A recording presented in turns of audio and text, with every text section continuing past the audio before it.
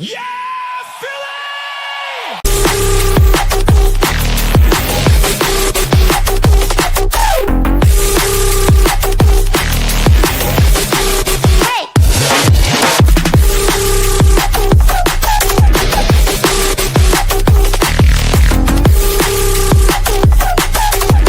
Now let me see you go out.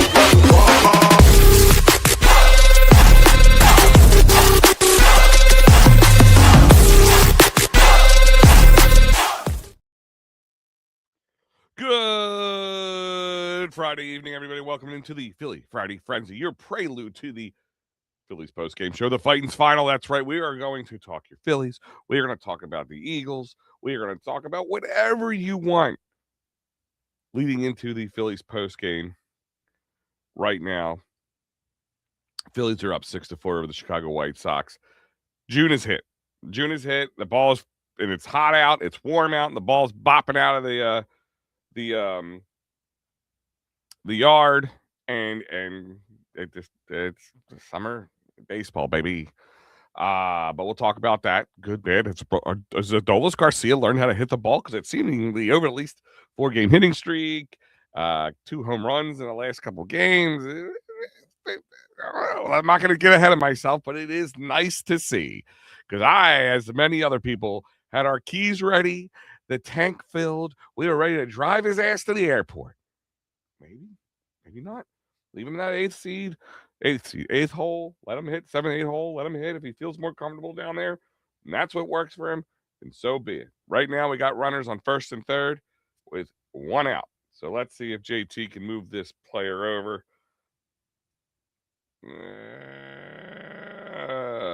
Double play. That's a no bueno. Stay 6-4. Guys, but we also will be talking about A.J. Brown. He is no longer here. Thank God that did not go on any longer. I am tired of it. To be honest with you, just goddamn tired of it. I'm going to tell you about my thoughts on A.J. Brown and my feelings about the situation. And, you know, I've listened to a lot of people talk about it. I've listened to a lot of former players talk about it. Talked to a couple former players that I've stayed friendly with over the years of doing this job. Got their point of view. I got other people's point of view, other sports analysts' point of view. But I got my point of view, and we're going to talk about that. And I want to hear your guys' point of view. And we're going to talk about all that tonight. Are you excited? Are you voting for the Phillies All-Star? Are you Christopher Sanchez? It came to an end a little early, but wow, what a run it was. Hopefully we get another run like that. Wouldn't be bad. Let's go another 49, 50 innings without letting up a run. That'd be awesome. What up, Big Al? Happy Friday night. Adam, it is a pleasure to see you. Buckle in. I will open up the lines for a little while tonight. I promised that last time. I will open up tonight. So, Adam, maybe I'll hear from you tonight. Rob, good evening as well. It'll be open for you as well. It doesn't have to be a camera. Just the audio is fine. You can ask me some questions, or you can just message them in, whatever's easiest for you. I would like to talk to you guys about it. So far, the Phillies so far, good Phillies White Sox game. Yeah, it's a good game. Very offensive heavy. Luzardo's not crisp tonight, but that ball is jumping out of here, man. It is absolutely jumping out of here.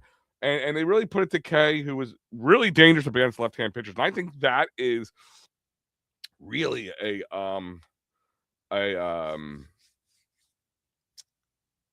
big telltale tonight, which is really important. Usually left-handed dominant pitchers, just they drive us nuts as Phillies fans, as the Phillies players. Here's a guy who went 5 for 51 against left-handed pitching all season long. And then tonight, he had at least 5 hits given up by left-handed hitters. So right now, he's only 80 pitches through 5. If he has a good 6th inning, he might go 7. Luzardo, not great from the couple home runs he let up. Again, it's just one of those nights where the ball is jumping out of here. Wasn't the most crispest pitching performance from Jesus, but yes, Rob, thank you. I was going to say, I was going to actually get ready to apologize about last week. It's funny because at work, my voice got so deep. It got deep like this, like because of all the scratchy and hoarseness I had, that I actually think some of the girls were excited about it. Like there was a Seinfeld or a Friends episode where somebody got sick and it made their voice real deep, and the girlfriend liked it. And then when it got better and the voice it went away, or they had surgery and then it went away. And then like I don't like them as much anymore because it went away. So yeah, they had.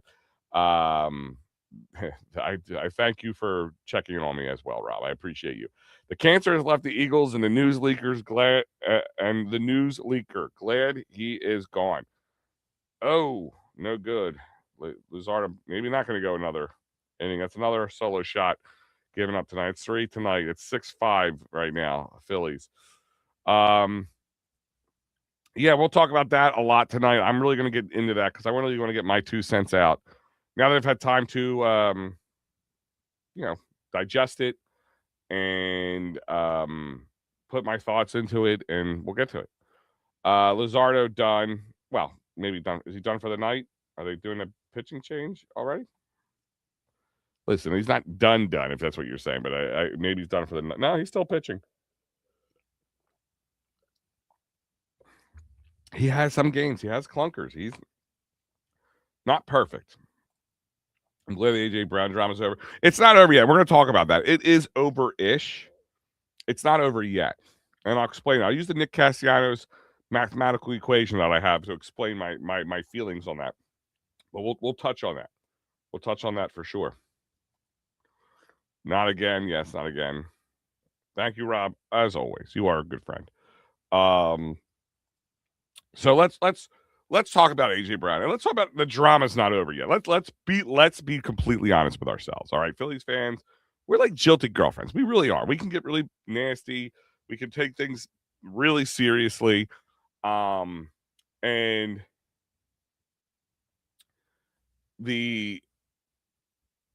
we're going to be checking on him every time something happens. Everybody's going to be looking in on him. It's going to take. It took a while, I guess, for the Castellanos thing to die down after he got finally let go.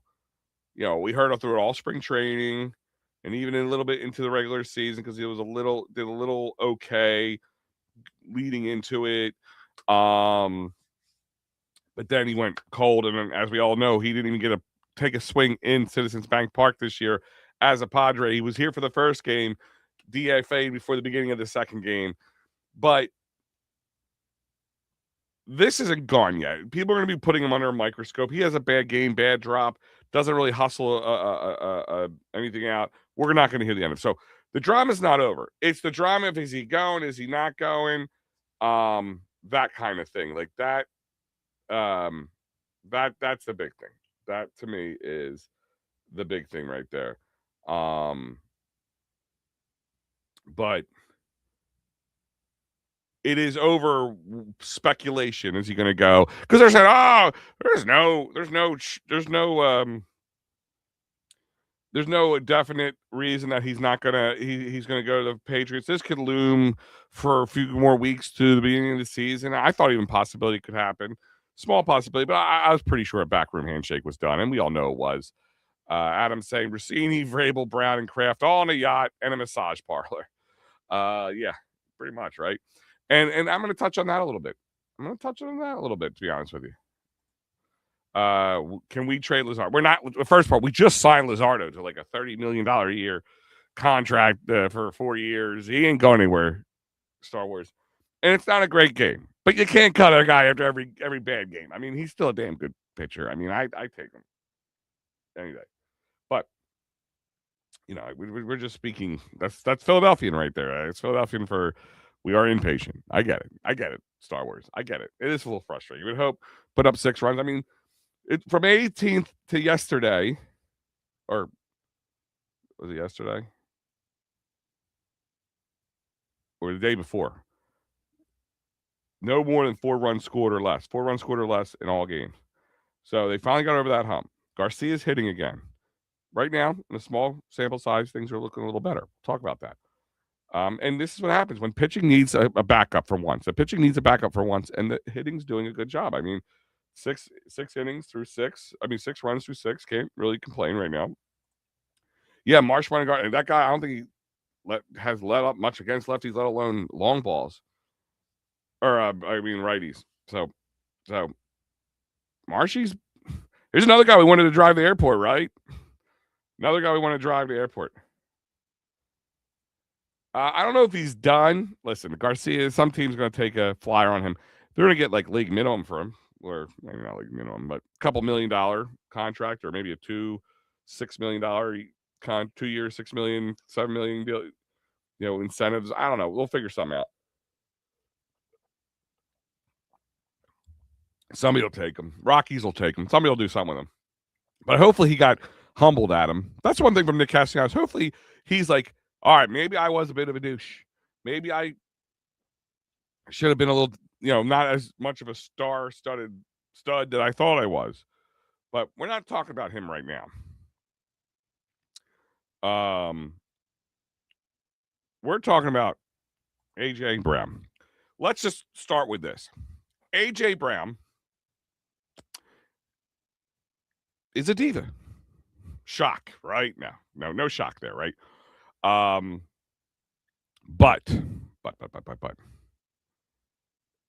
this is the way I look at things. I like players. I do like to get attached to players. I would like to see players play here forever. But in the reality, things don't always work out that way. Correct? Am I wrong? No. All right. But once you put on that jersey, like take Brian Dawkins. Love Brian Dawkins. One of my favorite. Got a signed jersey. Got to meet the man a bunch of times. Interviewed him. One of my first interviews. One of the greatest human beings you'll ever get to meet. Right? One of the most motivational, inspirational. But once he didn't wear that Eagles jersey anymore, I'm not going to. I hope the best for him. But when you're playing the Birds, no. Tell me, wouldn't be a great storyline. Eagles Patriots rubber match, Super Bowl this year. Great storyline. But once you wear that jersey, that ain't midnight green, you're dead to me. See ya. Goodbye. Now, with that being said, is it a great loss from a talent standpoint, from an ability standpoint? Hell yes. And if anybody else tells you otherwise, no. Any of the people that we've picked up are not going to be A.J. Brown in a single shot. No, just unless they just go above and beyond. A.J. Brown is special, one of the top 5 wide receivers in the league, right? I don't think anybody's going to argue those facts.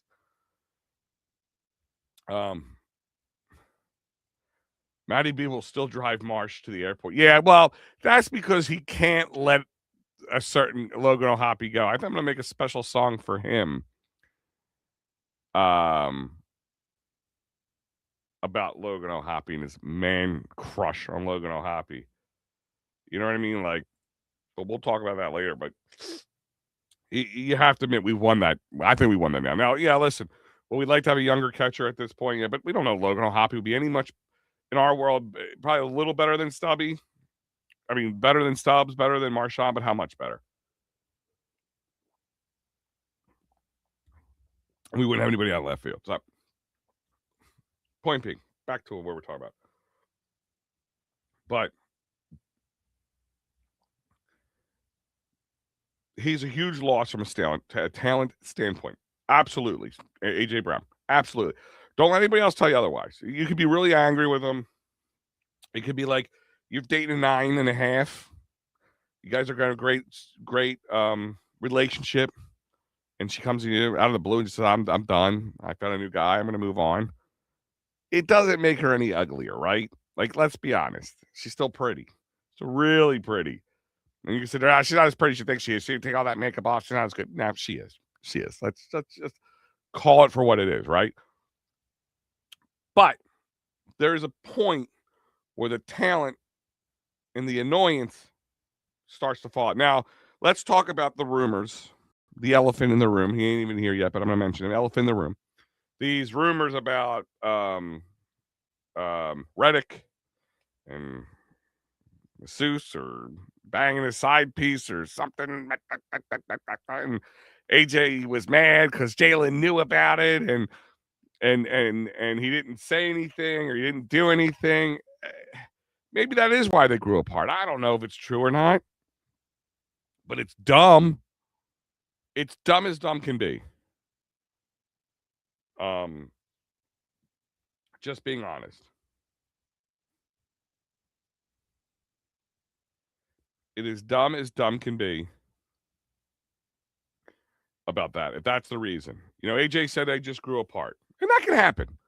Like call that for what it's worth. It can happen. Humans grow apart. Friends who are really good friends don't always end up being best of friends.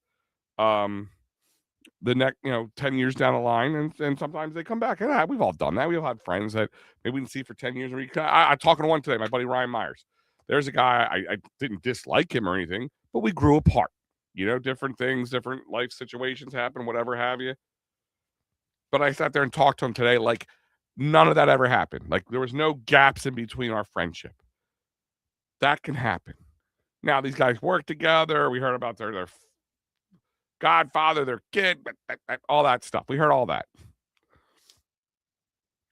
But people grow apart. I think they grew apart because they're two different people. And sometimes that happens. The situation happens that way. People grow apart because, you got a loudmouth, outspoken, kind of dramatic person, very talented, but he's a little bit of me guy. Let's call it for what it's worth. Jalen isn't that me guy. He's a good soldier. He's a good coach's son, that whole 9 yards. And I think somebody just said Jalen said he doesn't get involved in anyone's drama, and that's fine. Why should he get involved? Your side piece. You just got married and you're upset about your side piece? Get off, dude. Get lost on that. So that's his reasoning. That's a good reason to be gone. Like in that range. Let's just move forward. Sometimes these relationships, no matter how good the person was for this team, this relationship's time to move on. That's just how I look at it. I think the Eagles wide receivers will be fine once they get in the season going and the new offense gels together. And that's the other thing. This wasn't going to work for him from that standpoint. No matter if Jalen reinvents himself and Sean Mannion comes in and reinvents Jalen becomes this prolific passer like we've ever seen before from him, and MVP style numbers. That's not the kind of offense that he runs. He spreads the ball out. That's why there's so many wide receivers. They spread the ball out.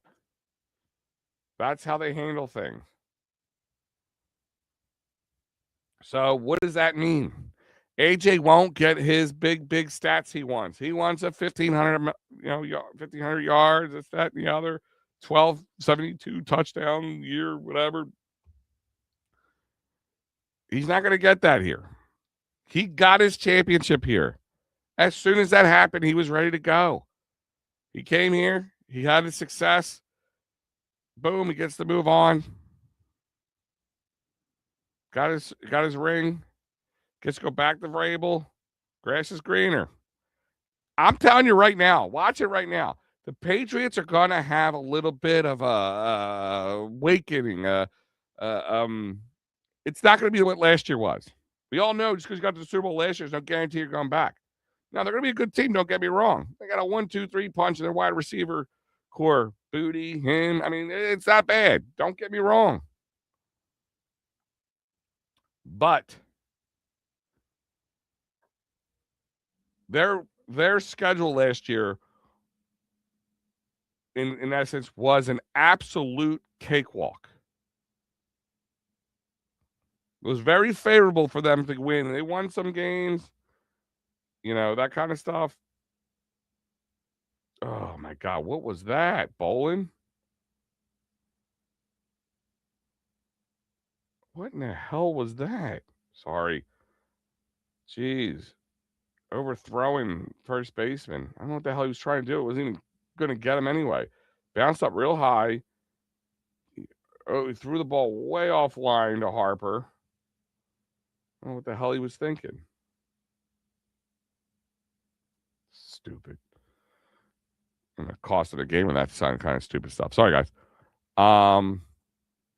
Yeah, I know. I think they're just grasping at straws with that one. He will go back down soon.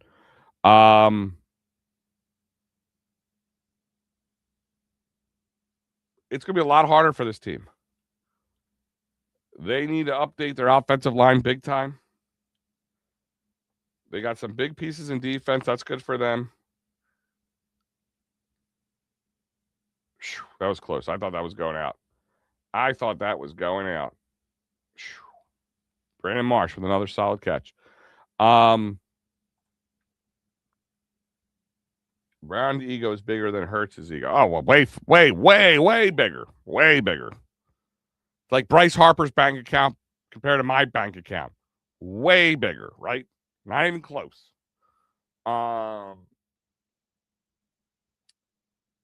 But the Patriots are gonna have they're gonna have a it's not gonna be easy, but between the media circus, this whole Vrabel Rossini thing's caused, there's gonna be a lot of things going on. I think the Patriots are gonna have a little bit of a harder time this year than they think they're going to.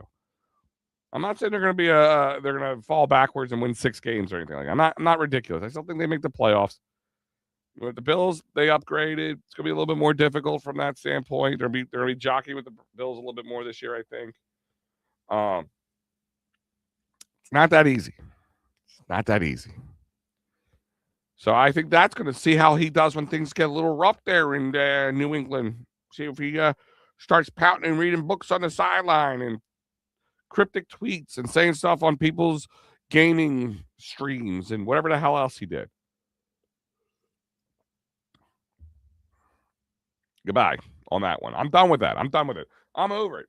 He's gone. I'm happy he's gone. I'm unhappy that his talent is gone. I'm happy his bullshit is gone. That's what I'm happy about. Good riddance.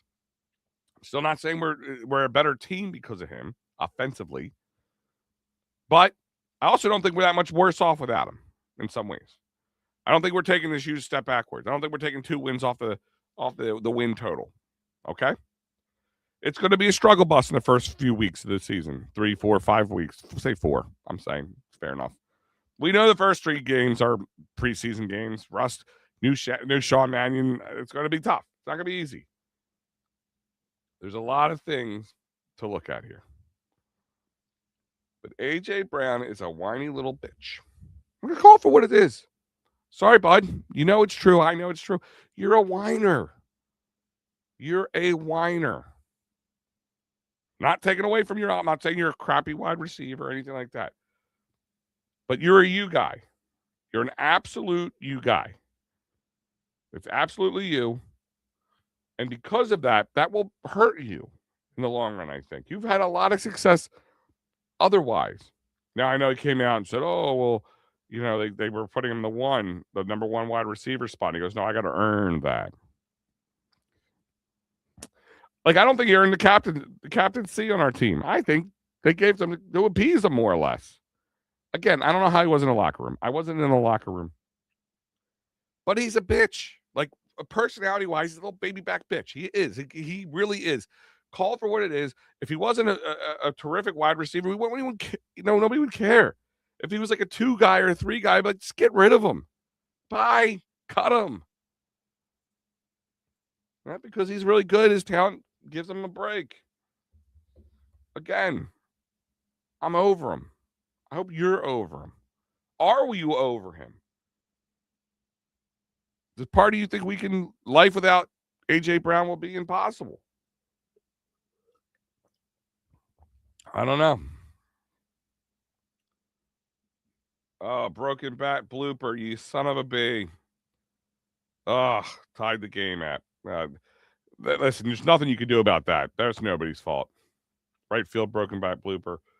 There's nobody's fault on that one. Ball. You can't blame. Wait. Star Wars, don't be blaming bowling on that. That thing broke. There's nothing you can do about that. Absolutely nothing you can do about that. He had numbers in the Super Bowl and still wasn't happy. Listen, man, that's the kind of guy he is. He is a me guy. He tries to pretend not to be. But he is. We all knew that. We knew that coming into the game. When we drafted him, or not drafted him, sorry. When they traded for him during the draft. But it got to worse as time went on. We all made excuses for it. He's not that bad or ever blown him. He is that guy. He is a wide receiver. He's not T.O. doing push-ups in the driveway. He's not A.B. crazy guy. But he's a me guy. Okay? He's got 4 initials. A.J.M.E. A.J. me. That's me. It's all about me. I'm A.J. Brown. It's about me. And if it's not about me, then it shouldn't be about anything else. If And maybe whatever it was it this side piece thing, or maybe just because Jalen wasn't the kind of quarterback he wanted. He wanted a gunslinger. He wanted a gunslinger. Fine, I get it. You want to do what's better for you? That's fine. Don't be a dick about it. Don't be an a-hole walking out the door about it. Don't be a whiny guy, cryptic things, and saying this stuff on social media and then come back. I don't know what you guys are talking about. I don't know what you're talking about. Everything's fine. Everything's normal. And they talked a little bit about mental health. I'm done with bowling, he said. I get it. And he struck somebody out. I'm not done with bowling. I think bowling's a much better pitcher than you give him credit for. But that broken back single, you really can't do anything about. Star Wars, you can't get on top of them. If the O-line stays healthy, the Eagles will be fine. The O-line stay healthy is it's a big part of it, Rob. We've talked about it. I've talked about it. We've talked about nauseum, right? Health of this O-line and life after Stoutland is going to be a thing. Life after Stoutland's going to be a thing. That's right. I stand with Stout. Still do. Life after Stoutland is going to be a thing. Bowling stinks. Our bullpen sucks. Star Wars is melting down over here. Absolutely melting down. Yep, the three people AJ cared about is me, myself, and I. Right, Adam? Absolutely correct. You're not wrong on that one, buddy. Me. AJ Brown. That's who he is. He's a me guy. Doesn't take away from his talent. Unfortunately, talented people, especially when they're talented their whole life, a lot of them get egos. They're sitting there being told that they're best of the best. And he was. It is. Still is. One of the best. Excuse me. Still a little phlegm. It's like body's trying to reject it. Other than that, I'm doing good. What loss is bigger? AJ Brown and Stout. Stout, absolutely. In my world, Stout. Stout, absolutely. You still have the Slim Reaper in my eyes. And I think he's ready. I think he's been ready to take it on. But like a good soldier boy, he stood behind there and he played the number 2 role. And he could have not got much passes at all in all games. And he didn't say, boo. I think you're going to see really a resurgence from him in some ways. Not that he was really off, but now that, maybe now that he gets kind of, maybe double teamed or he's going to be more focused upon, that might help. But with the offense that Manion's supposed to run, as long as Jalen can run it, we'll see. We'll absolutely see.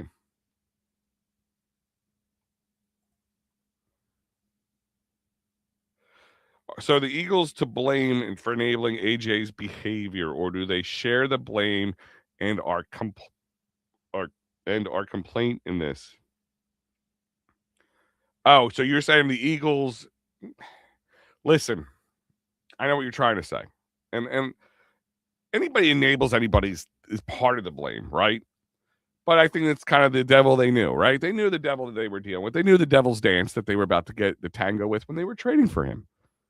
They absolutely knew what was going on, right? So I don't think at all that they probably had him under better control, and they got to see the worst part of him. And I mean, we saw Sirianni pushing back on him during this season for whatever reason, for not hustling out a play or whatever it was. I forget what the exact situation was. But just like the Phillies and Nick Castellanos, Don Brosky knew what he was dealing with. It's just a different scenario. AJ helped us win more than Castellanos did. Castellanos was helpful at times, but AJ helped us get over that hump. He's a big portion of that. So we can't take that away from him. Again, it's like the player's abilities versus the player's annoyance. It's like kind of like the hot to crazy ratio. Anybody ever see that YouTube from years ago? It's like 15 years old, one of the original YouTube videos of the guy doing the hot to crazy ratio. Let's see if I can find it. I'm not going to play the thing.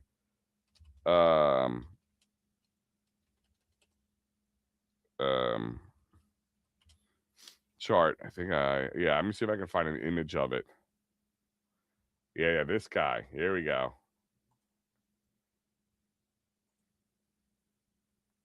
Let me pull this up.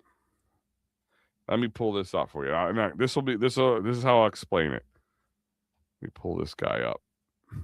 For those who remember this old chestnut from the internet.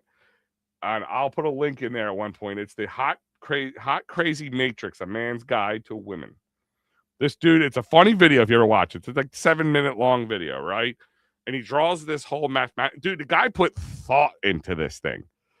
And he goes, there's a line, the bottom's the hot line, the left one is the crazy. So, a 0 hot and 0 crazy, and he's the fun zone is anywhere from a 5 to 8 because of, crazy at a 5. It's, it's no good if they're, a 4, but they're at a 7 crazy. But if they're an 8, you know what I mean? Like, this is my point, is like they knew what they were dealing with. They knew what they were dealing with.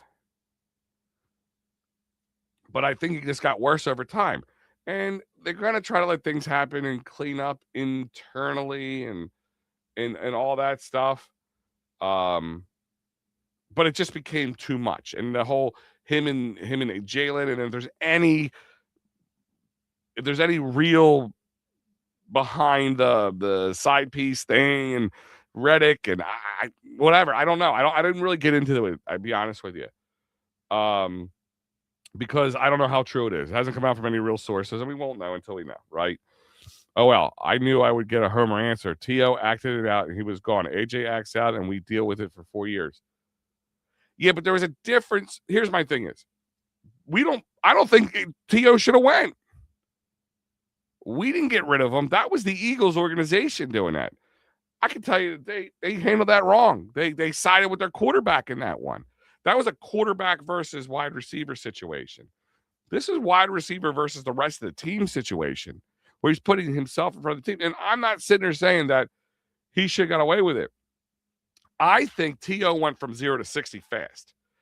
AJ's was more gradual. That's what I mean by like the difference there. Like, it's not a Homer answer, Matty B. And I know that everything you don't like or goes against the straight is a Homer answer. And yes, the bases are loaded for Bohm, which just doesn't sit well with me. Bohm's a doubles or 2 out or a double play machine. Yes, Matty B did check in, but I'm glad he did. And you know what? I'm putting the link up. I'll let Matty B. Not that I have to put a link up for Matt, but he knows how to come on here with or without the link. We've seen it. But I'm gonna put the call in link for people, anybody, not just him, but you guys. It's coming up now, popping up there. We not hearing anything about the Gizzard and other guys we signed that will play a big part in this offense. I'm sure. I'm not saying they're not. But the T.O. situation was handled wrong. I don't think anybody's going to disagree with you, Matt. I don't think he should have been let go. I think he should have got paid, and they drugged their feet, and they let him go. It was stupid. Absolutely stupid. I mean, the guy worked hard on a bad ankle, but he was a bit of a pain in the ass. I wasn't in favor of him going. But listen, if you run a team, coach a team, you're going to deal with a little bit of the diva-ness if the play's worth it. Again, take Nick Castellanos, for instance, right? Take Nick Castellanos, for instance. If he was a better player, we probably would have said put up with it a little bit more. We wouldn't all be ready to get rid of him. But because he sucked and he was a diva, we were ready to get rid of him. Right? Right? But talent. Watch, we won't get a run. I know, Star Wars. I feel the same way a little bit. I still get very cold with these bases loaded. And woo, Sosa was about to swing at that. But the talent does make you put up with the BS a little longer. it just got to a point. It's one thing when you're tweeting. It's one thing when you're on social media. It's one thing when you're running your mouth. But when it starts affecting the locker room and then your play on the field and you're dragging ass on purpose because you don't want to be there like Roger Dorn type shit, that's a different story, Matty B. That's a different story. Yeah, if T.O. would have stayed, we would have won a Super Bowl, probably. AJ's gradual spiral into team cancer, aisle 6, Big Al's excuse emporium.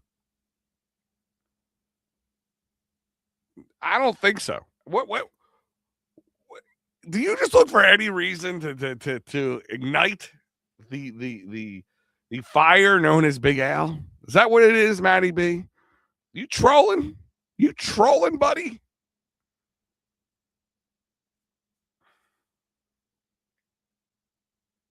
Is it hard to believe? I mean, he's not T.O. He wasn't as extreme and up front, and he was T.O. wasn't as gradual. Like he just but they chose him, the quarterback, Donovan McNabb, over him. Probably a bad move.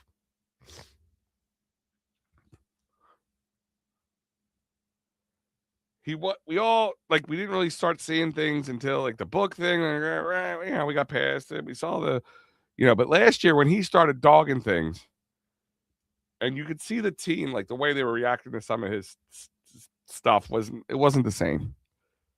You deal with some of the horseshit.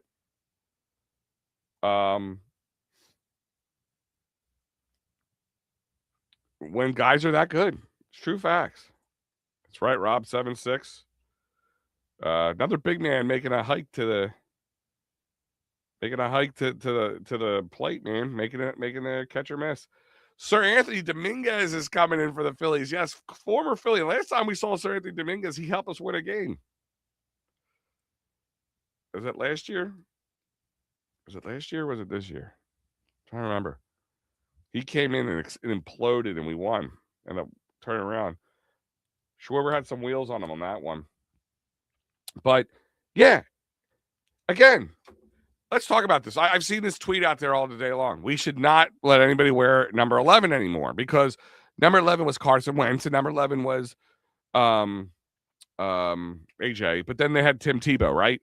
And they're all saying the best Eagle to wear the number 11 was Tim Tebow. They said number 11's cursed.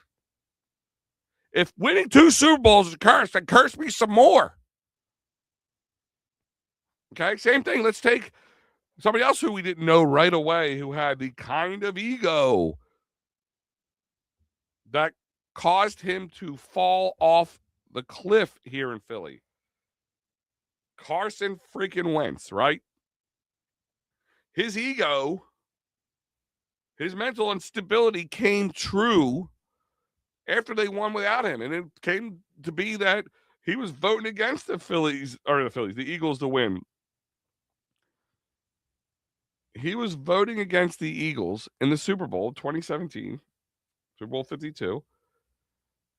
And he was sitting there watching it with Darren Sproles because they were injured. And he said he could outwardly see that he was getting upset about it. He called him out on it. And then when they won with it, it broke him. And he was never the same after that. And he hasn't been the same since.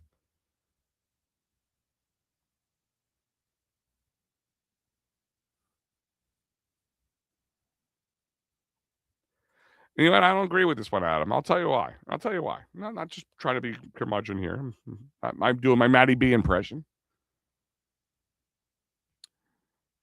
But he did win us a Super Bowl, and he was great for about 4 games. He had some success 2018 too. Don't get me wrong. Very close to getting us back to the playoffs and Super Bowl and, NFC Championship game. Things could have been different. I don't know. When Alshon Jeffrey drop away, right?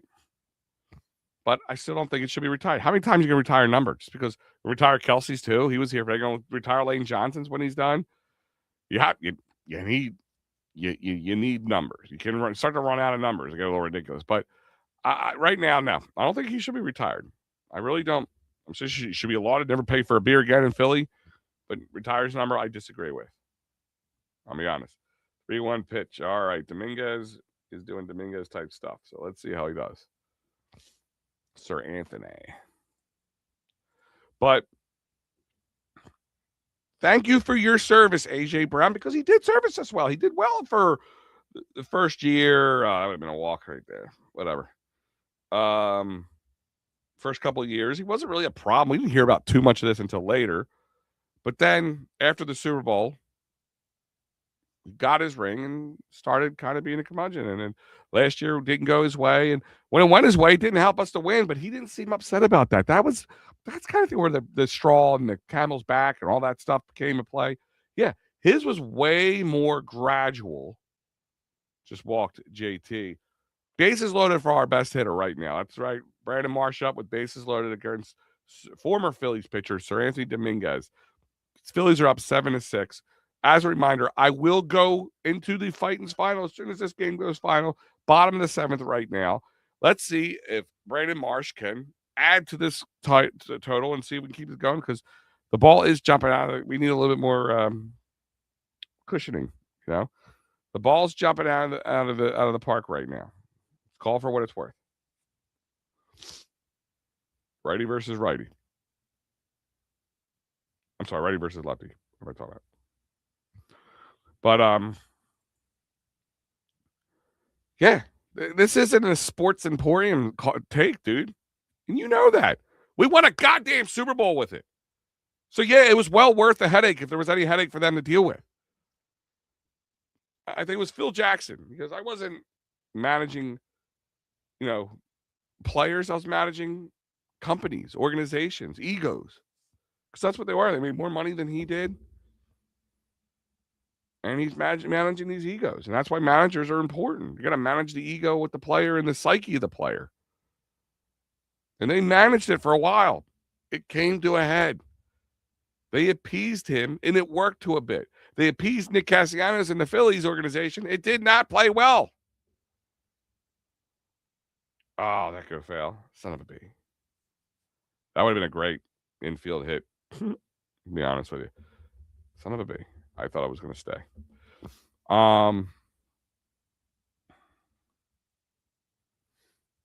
But it played out in our favor. All right. And you got to give up a first-round pick for it. You're getting a first-round pick in 2028, not next year. Next year's a big draft. It's a very big draft. A lot of big names coming out of this draft. So they wanted to keep that one. So there's rumors saying that they thought A.J. Brown was worth a third-round pick. Bullshit on that one. Sorry. I get maybe because he's a headache. They know what they're dealing with. They know just because he wants to come there doesn't mean he's going to be happy there right away. If he's not getting his numbers, he can start crying. We all know that. Up. Sir Anthony comes in the clutch here. That's right. Wild pitch. Wild pitch from Sir Anthony. Makes it 8-6. Are the Birds better in 2026 without him? From a wide receiver standpoint or altogether? Let me ask you this question. Are you asking me if this is going to cost them a win-loss? Like, do I think they went from, 12 wins to 11 wins or 10 wins because of no A.J. Brown? Is that what you're asking me? Or overall, is this team better?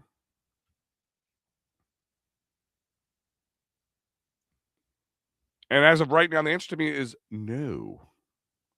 Until what we can see from Sean Mannion. If Sean Mannion's offense is as good as it's allotted to be, if they can, if Jalen Hurts can run it, if Devontae Smith, who I feel can step into the wide receiver one role, but to sit there and say you're better when you have a 1-2 punch of AJ Brown and Devontae Smith, and you drop down to Devontae Smith to Wicks or Hollywood Brown or whoever else they decide to bring in.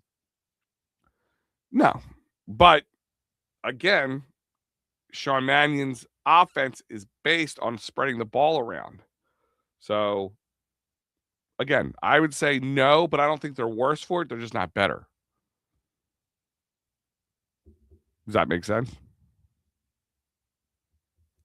And if he was causing problems in the locker room, then definitely they're better for it that way. Better for morale, better to move on past him. I'm going on a limb here. Eagles 13-4. I don't think it's a crazy limb. I know Matty B's got him winning like 8 games at most. I forget what he said. No, I'm going with the 12-win team. 11, 12 wins, depending on beginning of the season start for them. Because if they drop a couple in the beginning because they're just not gelling yet. But got to give it time, in my eyes. Because we all know how football is different for the first few weeks of the season. But now you got a new system. Is Jalen going to be able to run it? Is the offensive line going to stay healthy? There's a lot of ifs for these Eagles coming into this season. But if the O-line is healthy, the offense can click and gel. Its defense, in my eyes, is looking really good.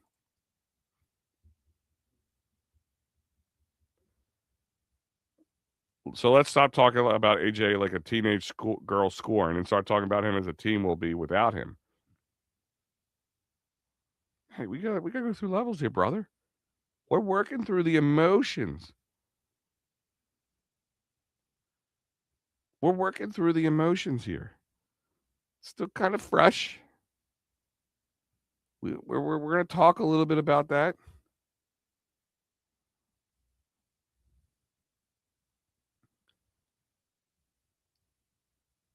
But will this team will be without him? Not as much as you think they're going to be a drop off from them. This is it. It's going to be a learning curve. But I don't think it's going to be a drop off as much as you put it out to be. What do you think this team's going to be? 10, 8, 9, 8, 7? Like what are the wins in your eyes? 11 plus wins is an absolute homer take for this team. Is it really?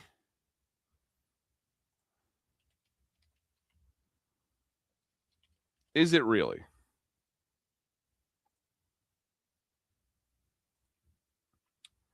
There were 11 wins last year. With how sluggish this offensive line was and injured, how sluggish this offense was, how inept our offensive coordinator was, and they had one game where there was a play where they turned the ball over twice. And they almost still won that game. There was like 5 turnovers in that game. They almost still won that game. Is it a stretch of the imagination that they would be as good as last year? Because I think the offense is going to be improved overall from last year. Might take some time in the beginning, but if Sean Mannion's selling can come true, and it helps Jalen, take his next step. And I think Jalen learned a little something about himself too, with the way that season ended, with that last play call. So we'll see if he grows from it too. But 11 wins is not a crazy take. So 12, not a crazy take. I mean, does Dallas and Washington and New York take steps forward? I think New York has to take a step forward. 4-13. I mean, I'm sorry, not much less you can do than that. Commanders were 5-12. I think they're better than that. At least a few games better than that. Cowboys were 7-9 last year. I think they could be 9-7 this year. Oh my God, they're doing the wave at the Phillies game. Come on, man. Am I the only person who hates the wave? Why, Keller? Because he's in our bullpen right now. What can I tell you? I don't call him Cardiac Keller for nothing. Star Wars. Eagles will be fine without A.J. Brown. Eagles will need to learn to live without A.J. Brown. Again, I'm going to go back to the breakup scenario here. You're in a relationship with somebody you really cared about, was the love of your life, everything you did devoted to them, around them. If they get up and just leave you or, kind of go out, leaving you like, why? What happened? What do we do? We've been good to you. It's going to hurt. It's going to take some time to adjust. But in the long run, will you be fine? Sure.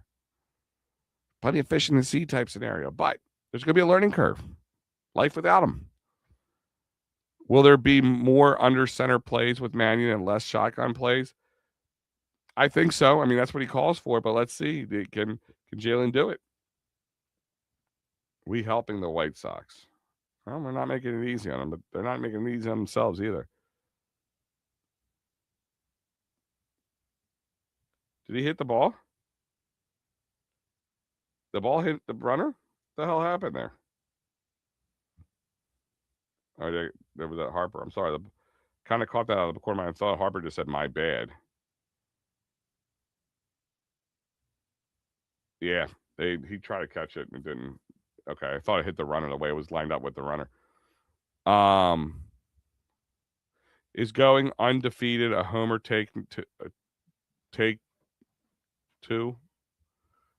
I think going undefeated is really difficult this day and age. So I think you could fall into the homer takes on that one, Adam. I believe you can. Those late turnovers and blocked field goals that went their way isn't exactly a formula for consistent success. I believe it was 6 games that bounced the Birds' way. Again, do you believe the Philadelphia Eagles are going to be overall better, less mistakes, better offense? Maybe not without AJ Brown, but we'll do you think the line will be healthier? I think the defense is going to be better, and they were good. Some things did bounce their way. And that's going to happen. I mean, take the Washington Commanders in 2024. Got to the NFC Championship game, right? The ball had to bounce their way a lot to get there. Then they got to Philly in the NFC Championship game. Good old Fred in reality slapped them, kicked them right in the old gonads, if you know what I mean. So things did bounce their way, but they are a good team. They double that? Was that a double? Yeah, they doubled up. Got the guy. Hey, Keller made a good play there. Where you at, Star Wars? Where you at? He caught the ball in the midair there, and he was able to turn around and get the runner at second. Wow, dude, that was a hell of a catch. I mean, almost botched the throw, but Turner held on to that one. That ball was heading right to his face. He put the glove right in his face like this. Hell of a catch. That was huge defensively right there. And he was able to turn around and gun it, get the guy out at second, doubled up. So he got the lead runner, double play, 2 outs, guy on first.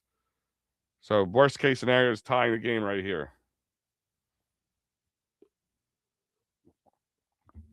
I'm not disagreeing that things didn't bounce their way, though. That didn't get better, at least on paper. So predict 12 to 13 wins for all 11-win teams is a ridiculous homer propaganda. It's not with the propaganda bullshit. Somebody's got to burn your soapbox, brother, and throw the ashes into the ocean, throw the ashes into a safe, dip the safe in concrete, and drop it to the deepest part of the goddamn ocean, brother, because it's not propaganda. This team is not. You're telling me this team is a playoff contender, right? Still the best team in the NFC East. Am I wrong? Am I wrong? Anybody else want to deny that? Do you think that there's a better team in the NFC East right now, Matty B? I want to hear you say it to me. I want to hear you say it to me. Because right there puts you in the playoffs, right? That doesn't mean it's going to be 11 wins, 12 wins, whatever. But I think 11 to 12 wins definitely wins you. 12 wins wins you this division. And right now in the NFC North, I don't think the Bears are a much better team. They lost some. They didn't get anything back. Green Bay, they signed some of their guys. I think they'll be a decent team. The Vikings, the Lions need a little bit of bounce back, and I think they can this year. I don't think anybody in the South that scares me. I'm going to hear the Panthers are so much better. Like that division was tied 8-9 of 3 of the teams. Seahawks, see how they do with their team getting picked apart, how they bounce back from year 2 to Seahawks. But they're still a good team. Rams are a damn good team. Niners, I think, are a better team this year. Let's go. The NFC West is going to be a tough division. Cardinals are just sitting around. What the hell are we going to do? Get tired of Harp trying to field balls that Stott can easily get. Yeah, I mean, I get you. Yeah, really, dude, that was a hell of a play. I'm going to try to see if I can pull that one. I'm just always afraid of yeah, for all that shit talking Star Wars is talking about Keller. At least right now he owes him a little something. I would have shit. Dude, I did shit my pants and I watched it on TV, Nooms. Thank God you can't smell through the screen. I'm telling you right now. That was huge. It was absolutely huge. Eagles will win the NFC East. I believe so. Can we win the division with 11 wins? We can win. I think so. 11, 12 wins this division, I think. I really do. I think Dallas will be a little better. So 12 might be what you need.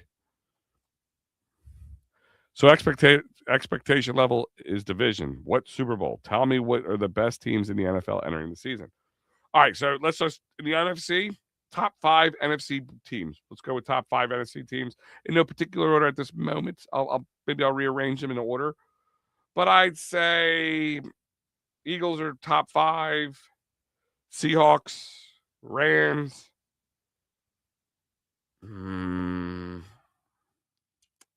Seahawks, Rams. I think the Niners are going to probably fall into one of those, to be honest with you. And one team from the NFC North, maybe the Lions.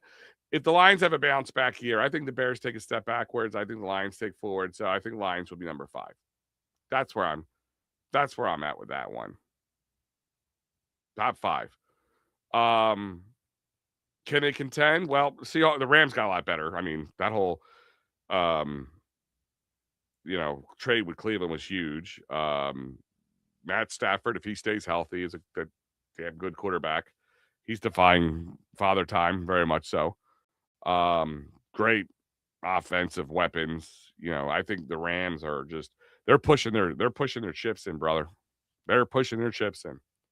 So if I'm like power ranking teams right now, top 5, I will put the Seahawks because they're Super Bowl champions. But I'll be honest with you, I go with my heart right now.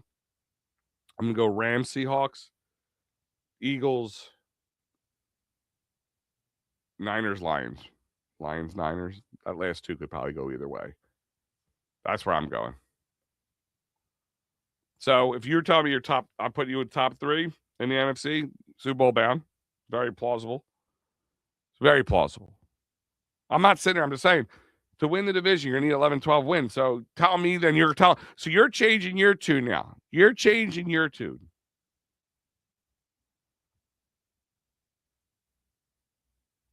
Because I said 11, 12 wins. You're saying it's ridiculous. And I proved that they would win the division, which I'm going to think is going to be 11 or 12 wins. We're not the NFC South. Now, in the AFC, top teams, I'm going to say the Bills, the Pats are up there, especially not getting the Broncos. Always sleep on them. I think the Chargers got a little better, but I'm not ready to put them up there yet because the Chiefs. If Patrick Mahomes is back, you're going to have to put the Chiefs up there because I don't think they're going to fall off again and have a 6-win season after if Mahomes is back. So Chiefs, Broncos, Bills, Patriots, and then maybe the Ravens, Chargers, Ravens. Because again, I'm not. Everybody anoints the Chargers. Like every year, we anoint the Chargers. Like I'm not ready to anoint them. That's my point. So So with recency bias, the Niners, who beat the Eagles in the playoffs, are not as good as the Eagles. Now, I mean, listen, they played a bad Eagles team and made bad decisions. I'm not denying that. I'm not denying that at all. And they were close to winning that game if somebody didn't drop a damn ball. That whole last play call wouldn't have been necessary. For all intents and purposes, the Niners should have destroyed us, and they still didn't. So, yeah, that recency bias. Look at that game in a nutshell. Matty B sounds like a closet Eagles fan. He's a closet Eagles fan. I think he's a closet anything but Eagles. I don't know. He loves the Eagles more, or hates homers more, and it's hard for him to pick which one he wants to put his energy into. Stott is in the game. Yes, absolutely. Stott is in the game. He is batting right now. We're at the bottom of the 8th. So the worst case scenario is you're going to go into the top of the 9th with bare minimum 2 runs leads, 8-6 Phillies. We will get ready. I'm guessing everybody wants to jump on and chit chat, and that's fine. Comments are fine. I'm having a great time chatting with you. Oh, that was a good play. He leaped up for that one. Woo. That was a good play. Stott was almost about 5 feet away from a home run and about foot and a half away from at least bouncing that ball off the top of the wall. Keaton Anthony, get him up here by August 1st. So right now, just so you guys know, the Phillies and the Chicago White Sox Phillies are winning 8-6. Both 33 and 29 coming into this game. So one of these two teams are gonna, not gonna be tied by record wise by the end of this game. So we'll find out. Phillies are on a 3-game winning streak right now. Swept the Padres season series, which it just seems like we get their goat, man. We really do. We really do. We'll talk a little bit more about the Phillies when this game goes. And I've got a couple more Phillies topics I want to talk about, so we're not just going to talk about the game a little bit. I might let this roll on a little longer than I would typically roll on, maybe more than 30 minutes. Because I might want to keep the Broad Street bottom line to more little conversational piece, so stick around for that. But with the Eagles, Eagles signed an undrafted defensive tackle, Zion Wilson. Clear space. They waived wide receiver Brandon Hayes. Well, they only have 47 wide receivers. Wow, that was another good play. Some good defensive play from the outfield from the White Sox to keep this game at a 2-run game. Wow, the Phillies scored more than 4 runs in 2 games. Yeah, I mean, hey, listen, small sample size, but that ball bounced. They challenging that? That ball did bounce. Hold on. They're showing it on slow-mo. I don't know. That ball hit the turf. It bounced into the glove. I mean, inches difference. They're challenging it.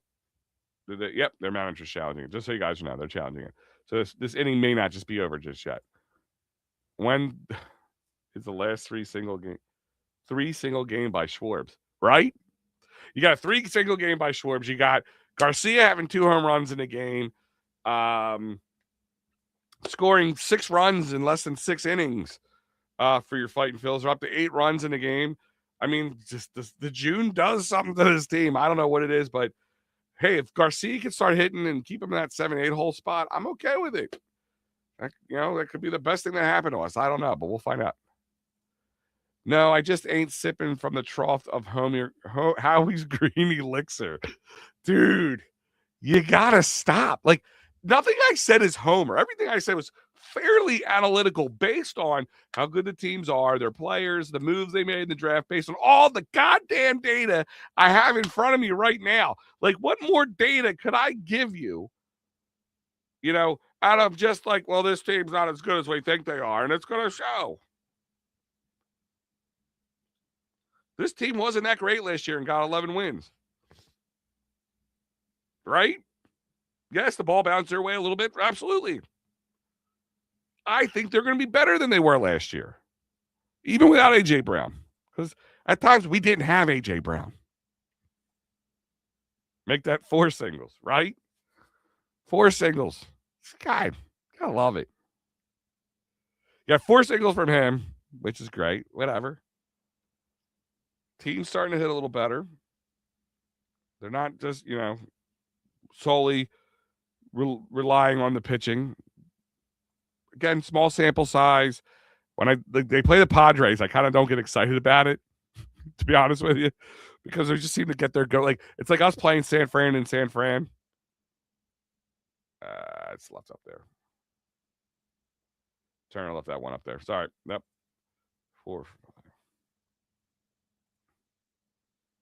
Phillies won the challenge. Yes. But nothing I said was homer. And I will push you back on that. You tell me. I gave you analytical reasons to believe why this team could be better than they were last year, right? I don't think anything I said was crazy or outlandish. I told you the top teams, I believe top 5 teams in the AFC, NFC. I put the Eagles around 3, maybe 4, depending on how well the Niners are. If you really want to fight me on that one. Tell me top 3, 4 teams in the NFC can't be a Super Bowl contender, because I think they are a goddamn Super Bowl contender. Sorry, they are. Now, it would be how this offense works out. and how healthy the O-line is. I'm telling you, Stallin's going to be the make or break reason of this team. That's what's going to happen. How about based on another offensive system, a lesser talent in the wide receiver room? What that's reality. You can't predict the team will get better because of that. I think I've already talked about this, but I'll say it again. There's going to be a change in the offense. 100% is true. I'm seeing your other messages, man. I don't know who's got who's goat more, you or I. I don't know. But I believe this offense can be better. I think Sean Mannion will bring something that this team has not had in a while. Can it flourish is a different story. Can Jalen Hurts handle it? That's a different story. Can the offensive line stay healthy? That's a different story. That's a different story. Yes, the wide receiver core took a step backwards, but with the way Mannion plays his game, and tell me that wasn't maybe a reason they thought it was a good, to bring him in. They need somebody who's going to spread it out more. So yeah, I can predict the team can be better because of that. And I think the defense will be better, and they were pretty damn good considering last year. Might be over the moon. I mean, he is hitting like a leadoff hitter should. 4 singles in the game for once, right? Phillies are going to go to the top of the ninth. Absolutely. All of us. All of what you said is Homer. All of what you said is bullshit, brah. Nothing I said is Homer. Nothing I said is Homer. Mine was very analytical, based on data, based on watching these teams make moves in the offseason. Nothing. Sox, no. Duran. This is not a guarantee tonight. Nope, you're absolutely right. They have seen him plenty. Super Bowl contender with complete question marks all over the offensive side of the ball.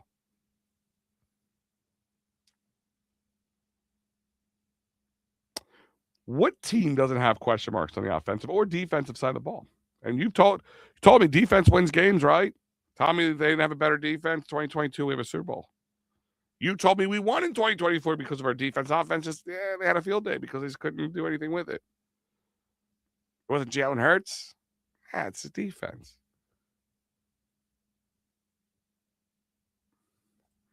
It's a homer. That's homer. Matty B loves a homer. He does. Station marks, question marks. All these teams have question marks. It's June 5th, and one team doesn't have question marks. I think New England has question marks. Boom. Strikeout. There you go. Number 1, Duran. Looking good, man.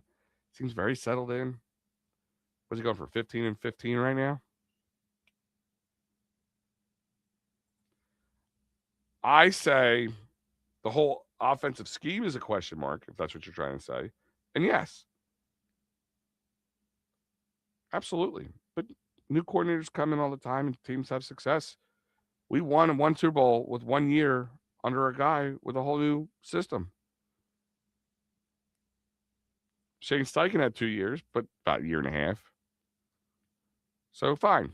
But I'm not sitting there, you can't sit there and say they're not going to win because of it. Yes, but they still have a wide receiver 1 who isn't like a wide receiver 1 because the guy left. We've had 2 wide receiver 1s. This one was more of a diva than the other. They got a lot of other good wide receivers that they didn't have before. So there's that. Tight end, they still got Dallas Goedert. I wonder if Johnny Wilson becomes a tight end some way. Stowers, he's a draft pick, so we'll see what's going to happen with him. Ooh, did they challenge that? Yep, they didn't. That was close.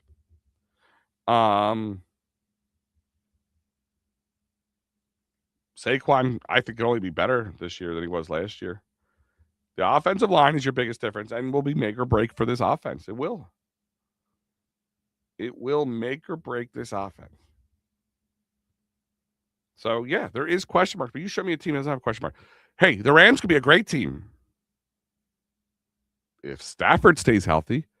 Father Time wins that a lot of time. So we didn't think we were going to get this offensive stud Rams the last year or so until he stayed healthy and got healthy.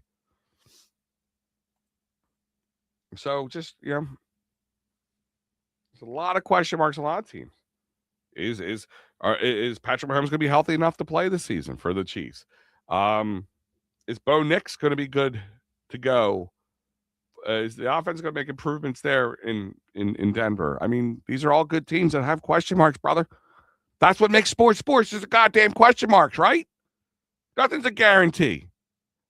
Yeah, if you're coming in here just to play music, you can back your ass right out, brother.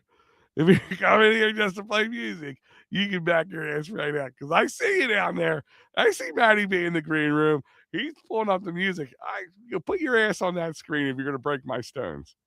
Do it like a man. Do it like a man. There we go. Let's go. Let's talk. You want to talk? I'll talk. Yes.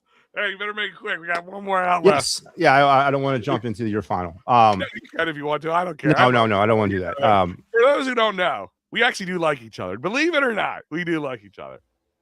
So listen, I am going to push back on everything you talked about tonight with the Eagles. Is a 100% complete, absolute homer take. I don't know how, honestly, you're going to sit here and tell me that not only are the Eagles going to learn a new offensive system, but it's gone so much to a point now where they brought Sean Mannion in, who's brought his own people in, who's brought his own players in, that's shaping the offense to his own system. You got a quarterback that has never proven that he can play that type of football ever. And you're going to tell me everything is, it's okay. We're just another new offensive coordinator. Everything is fine. No, man, this is going to be a complete philosophical shift for this team. Will they succeed? Yeah, time will tell. I don't know. But to get here in June and tell me, no, hang on. And to get here in June and tell me, 13 wins, 12 wins. Come on. What tells you that, man? This team is in complete rebuild mode. I never said 13 wins. I said 11 to 12 wins, yes. Back up the truck. Man. Back up the truck. Okay. So offensive line, another year older. No upgrades on the offensive line. No upgrades on the offensive line. Is the biggest bugaboo for me this year going. No upgrades on the offensive line. We're going another year with the same group and a year older. I don't know about that yet. I'm not sitting there saying that's done yet. I have some thoughts and buzzing in my ear that the offensive line isn't done yet. But just we'll leave that at that right now. Okay. But, we've talked about. We know that.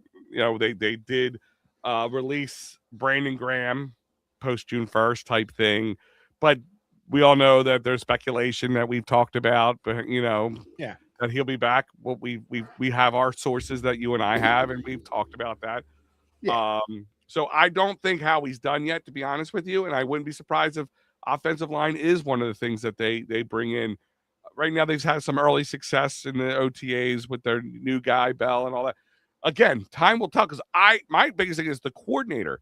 If this was some of the young guys they brought in, some stuff, if it was Stoutland, I think they could be better. If they're healthier and they can get some guys, backing up these guys who are older, they would be better than they were last year for sure. Would they be as good as they were the year before or 2 years before that? Different story. We'll find out. Okay. Wide receiver room is significantly different. I don't know if it's worse. It's different. All right. There's that safety net's not there for Hurts. And that's, I think, the biggest part. He doesn't have that guy down the field that he can go to when he needs to, regardless of whether or not he was going to catch the ball a little bit. I think people sleep on Devontae Smith a little bit on that situation. I said the safety net. Devontae Smith's a route runner. Devontae Smith is a route runner, not a safety net. Well, you also don't forget they brought in they have like 27 wide receivers right now. They're all route runners, except for Hollywood Brown. But does he have the down the field ability that he once had? No. Well, that's a good question to have. But listen. The Mannion's offense is based on a lot of route running and stuff. On route running, yes. Yeah, and timing, yes. Timing. So if they can, guys who are route runners, that's why you brought these guys in, because they are route runners. And I think that's one of the reasons A.J. Brown was quote unquote expendable to them. I mean, part of it's the bullshit that he brought in. Don't get me wrong. A lot of that, yeah. But I think a lot of it is, we knew he wouldn't be happy with Sean Mannion. We all know he would have been happy with the Sean Mannion offense. And I think they liked the Sean Mannion offense. Whatever Sean Mannion brought to that conversation when they were hiring him, they liked. So do you think, and again, listen, could they work it out and win 13 games, 14 games, 15 games? whatever. Maybe I'm going to say, I'm going to go crazy. I think they're going to win 18 games. They're going to somehow be so good. So good. I'm telling you, it's really the schedule that plays against them a little bit, to be honest with you. There's some parts schedules are brutal. A lot of games and a lot of time, not much downtime. That London game's brutal. Yeah. They don't. Brutal game. You all right, Mike? I'm getting rid of that last bit of phlegm from this cold, this whatever shit I had. But listen, no. Hey, real quick. Again, you see, you people take this, and I'm not you, but them people take this take completely out of context. I wish them ultimate success. That's the problem. They're not putting themselves in position to be successful. They're not. They're pulling the wool over your eyes. This team is not going to win a Super Bowl this year. I'll throw money down on that right now. They're not winning a Super Bowl. Yeah, but you have to understand, it's easier to say you're not going to win a Super Bowl than you are going to win a Super Bowl because you're one of 30 teams. Yeah, no, that's a philosophical homer bunch of nonsense. You know what I mean, all right? You know what I mean. Odds to winning the Super Bowl because you know what I mean.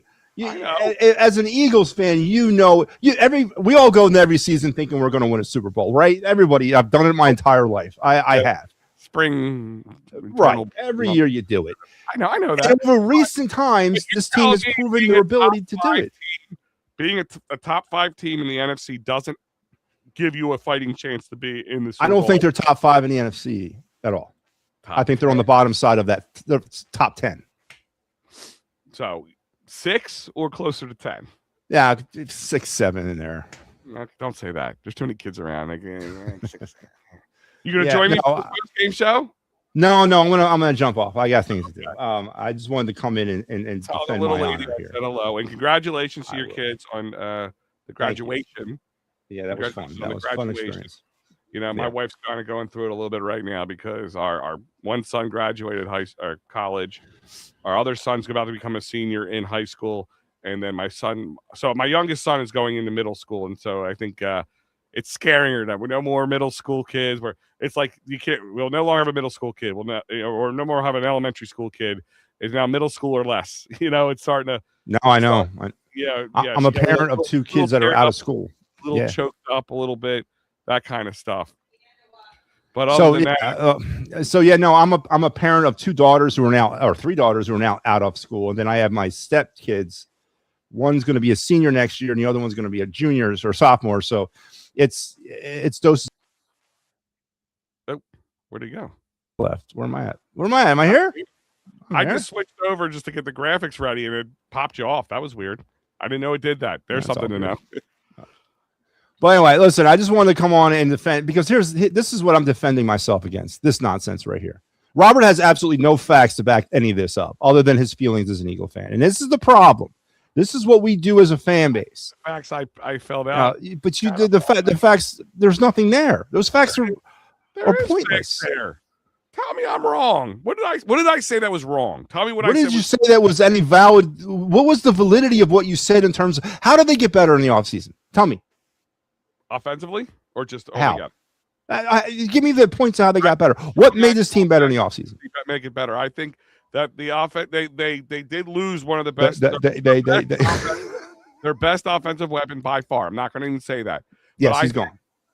I think a year now, a little bit healthier O-line, hopefully. There's a big hope. And older, but I think healthier. That's a big difference. I'll take healthy and older over year younger. We don't know if they're healthier because they haven't started hitting yet, but okay. All things are pointing that way right now. Again, I'm taking everything that we have pointing that way. So I think that's a big difference for me right there. It's really is. I think Jalen Hurts is my biggest question mark going into the season. Can he's saying all the right stuff. I said, how are they better? Not question marks. I want to know how they are better. I think offensively, their scheming is going to be 10 times better. For how vanilla they were last year, I think it's going to be 10 times better. Okay. How? What do you see that makes you think, God damn it, Jalen's going to thrive in this? I think they're going to be able to scheme it correctly for Jalen, help Jalen grow as a quarterback, which is only going to be plus for us. I think Sean Mannion has probably as good as an idea as any other or better than any other offensive coordinator for Jalen Hurts to date. And we won a Super Bowl with one of those guys. And what based on Sean Mannion's massive offensive play calling resume, that tells you that? His scheme. What about Sean Mannion as the unknown here too? Sean Mannion is an unknown. So again, how are they better? What's the concrete evidence? Not what they could be. What right now in June tells you they are better? Nothing. Not a thing. Not a thing. What in June tells you that they are worse than last year? Worse? Okay. Hold on. That I just made. Unknowing Sean Mannion. Mannion. Do you still? But that's all part of this, though. Hold on. Do you still think he's an improvement over Kevin Petullo? How the hell do I know?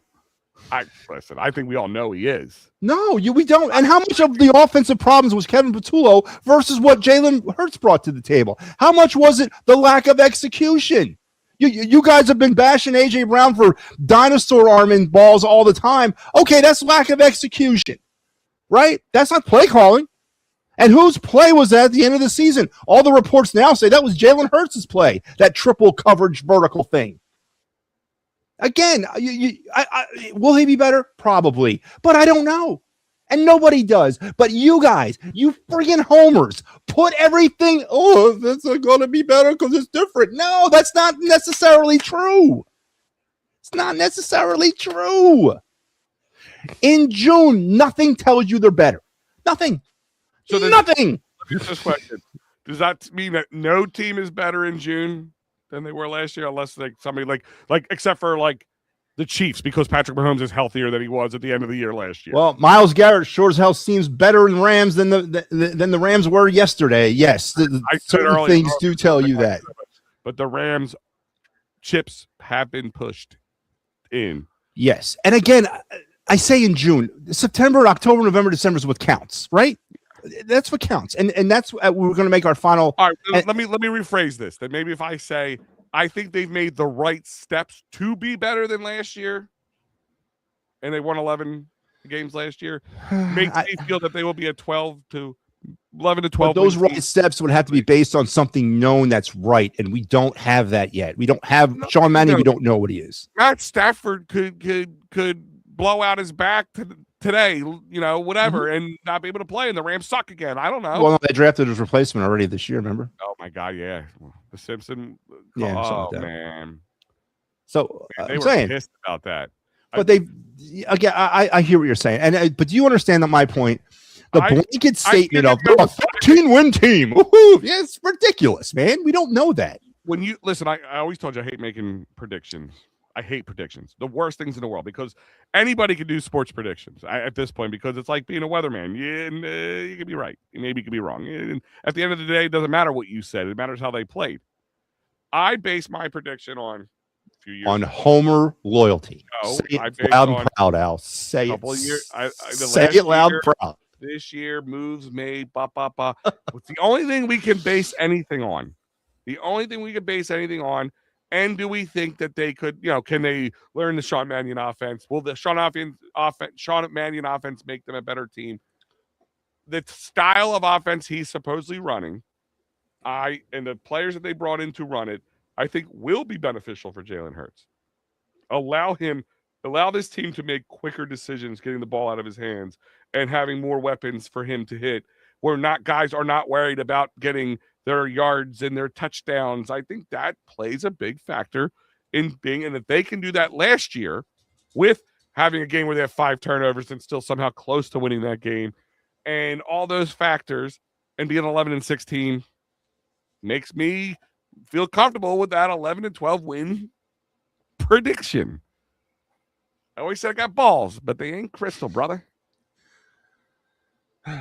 So they couldn't learn Kevin Petullo's offense. They couldn't learn Kellen Moore's. They couldn't learn Kellen Moore's offense because they had to change. He had to change his offense because the quarterback couldn't deliver it. They had to change the offense to a run-heavy offense. All right. I believe they delivered very well with that Kellen Moore offense. Okay, but we really don't know what Kellen Moore's offense was for the Eagles. They had to change it. Here's the difference. Do you agree or disagree? Agree or disagree? Hold on, I'm trying to hear what you're saying. Are they saying that the Eagles last year changed it, or that Kellen Moore changed it during in 24? In 24, when the first 4 games where they were 2-2 and they were struggling with the passing game. because that was predicated on Kellen Moore. I believe Kellen Moore also ran timing type passing routes, and that was his sort of his offense. They were 2-2. They decided, you know what, we got Saquon Barkley. Let's start using him. And he ended up rushing and accumulating over 2,500 all-purpose yards. Because they knew what they had. And even the offensive line. Line went to Kellen Moore and said, stop trying to do what you're doing. Do this more. It's working. And that's what they did. Okay. You say tomato, I say tomato. Okay, and you know what I'm getting at. And the fact's not true that the offensive line went to Kellen Moore and said, this works. But what was the exact? Did they maybe say the quarterback ain't doing it? We need to run the ball more.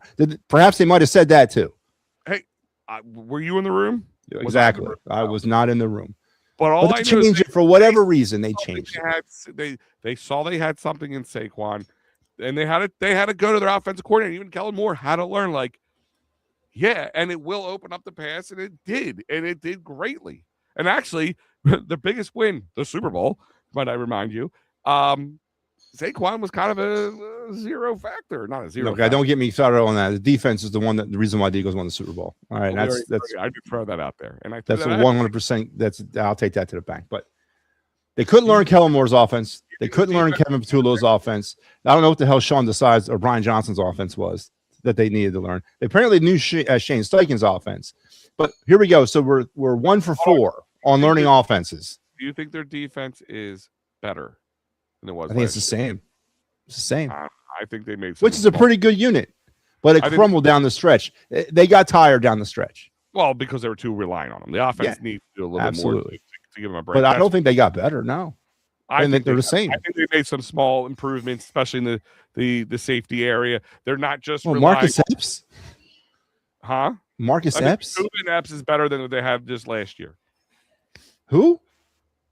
They have Quinion, but it's not just him on by himself. What's his face? They brought in. I know who you're talking about. I think he's a big improvement too, because I'm just completely shitting the bed on his name right now. Yeah, but I know who you got. The guy for the free agent they brought. That secondary, the guy from the Seahawks. You know what I'm talking about? Yeah, Woolen. Yeah. So Woolen's another big one. I think is a big difference for them. Who Seattle didn't want back because he lost his job to Jake Job. Okay. Mm-hmm. Yeah. Okay. So okay. Or Josh Job, whatever his name is. Josh Job, and I think you don't like the truth bombs. You don't want to live in Homerland anymore. I mean, this is my network, Robert. I'll stay where I want. Honestly, I hate to be that way. I'll laugh out loud. Relax, Matt. But listen, Woolen, you could be. Where else did they get better on the defense? Where else? Yeah. I mean, a defensive line, I think they've gotten better. They got some good pieces there that are only going to get better in my eyes. Who? Huh? Who? Well, everybody's going to get better. I just said the whole line is going to get better. I think you're going to get guys who are going to take steps forward. Jordan Davis, I think we saw a much better Jordan Davis last year. I think he's only going to get better. Jalen Carter, I think, this is going to be a contract year, so I think you're going to see a lot better from Jalen Carter. Why didn't they already re-sign Jalen Carter? Huh? Why didn't they already re-sign him? Because they weren't ready to sign him at this. But first, it's going to cost him a lot of money. You don't think it's going to cost him a lot of money if you wait another year or two? And I think they weren't ready because they want to see what he's going to be. I think there's some of the health issues, but I think some of the immaturity issues, which they saw from Jordan Davis, who made a complete 180, and they signed him for a nice chunk of money. Well, plus, Jordan Davis didn't have maturity issues; he had health issues. Yeah, I think Jordan Davis didn't he have some issues too? Didn't he have being not late off the field stuff? Well, they had but alarm stuff and all that. Remember that? I think there was some of that stuff there too. So what about okay? All right. So I think the defensive line's the same. It's the same. Jonathan Grenard might be an upgrade over Jalen Phillips. Maybe. Who knows? I think Zach Bond takes a step back. I think Zach Bond played more like the Zach Bond who he really is this year versus what he did the year before. And I'm concerned about Zach Bond. Concerned about what's his name? Jihad Campbell. Jihad Campbell got swallowed up by the NFL's game halfway through the season. I'm not, but he's more number 3 guy in my eyes. Yeah, it's a first round draft pick, by the way. Okay.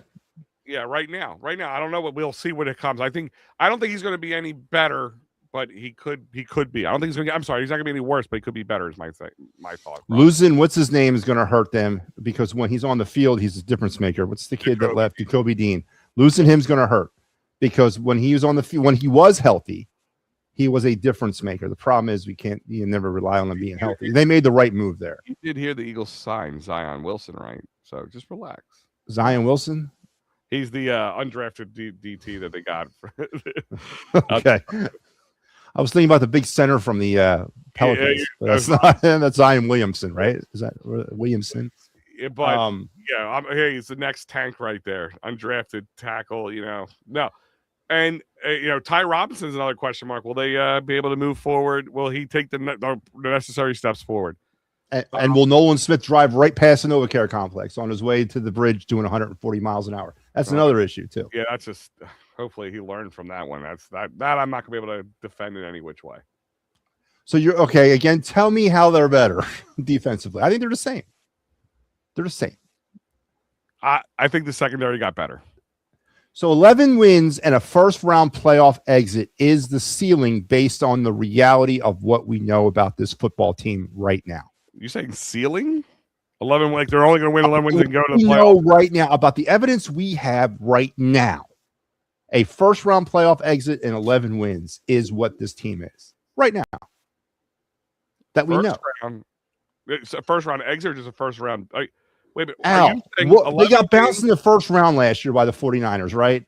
Oh, and they won 11 wins last year, right? They're no better than they were going to be last year is what you're saying. Right. That's all we can really judge it right now because I don't see enough evidence that puts them anywhere ahead of where they were last year. The Rams have a lot of potential. You can maybe look at them and say they're going to be better. They may not be. And the Eagles may be better. But right now in June, before they put the helmets and the pads on and start cracking skulls at Westchester University. They don't go there anymore. But for training camp, this is what they are, a 11-win team and a poor division and a first-round exit in the playoffs. And the Seattle Seahawks, who won the Super Bowl, yes, aren't guaranteed to go back to the Super Bowl. Nobody is.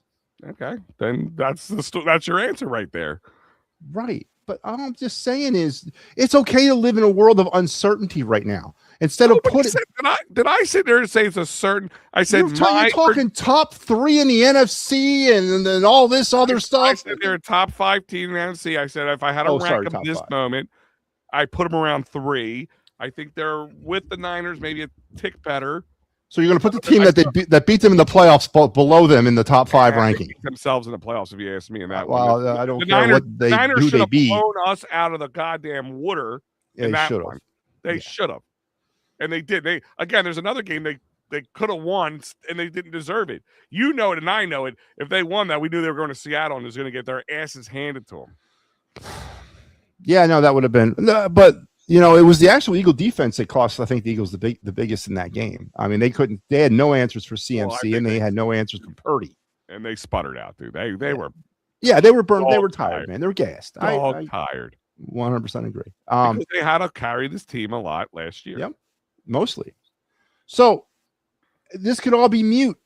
Come Thanksgiving, we're talking about a whatever team, blah, blah, blah. But I'm just saying right now, there's nothing that gets me excited other than what they were last year, which is not a Super Bowl. All I have to say is in 2024, by week 5, we were ready to drive Sirianni to the airport. We thought, what's his face? The offensive coordinator was a joke. We were ready to blow this thing. No, Kellen Moore. Yeah, we were ready to blow this thing up, right?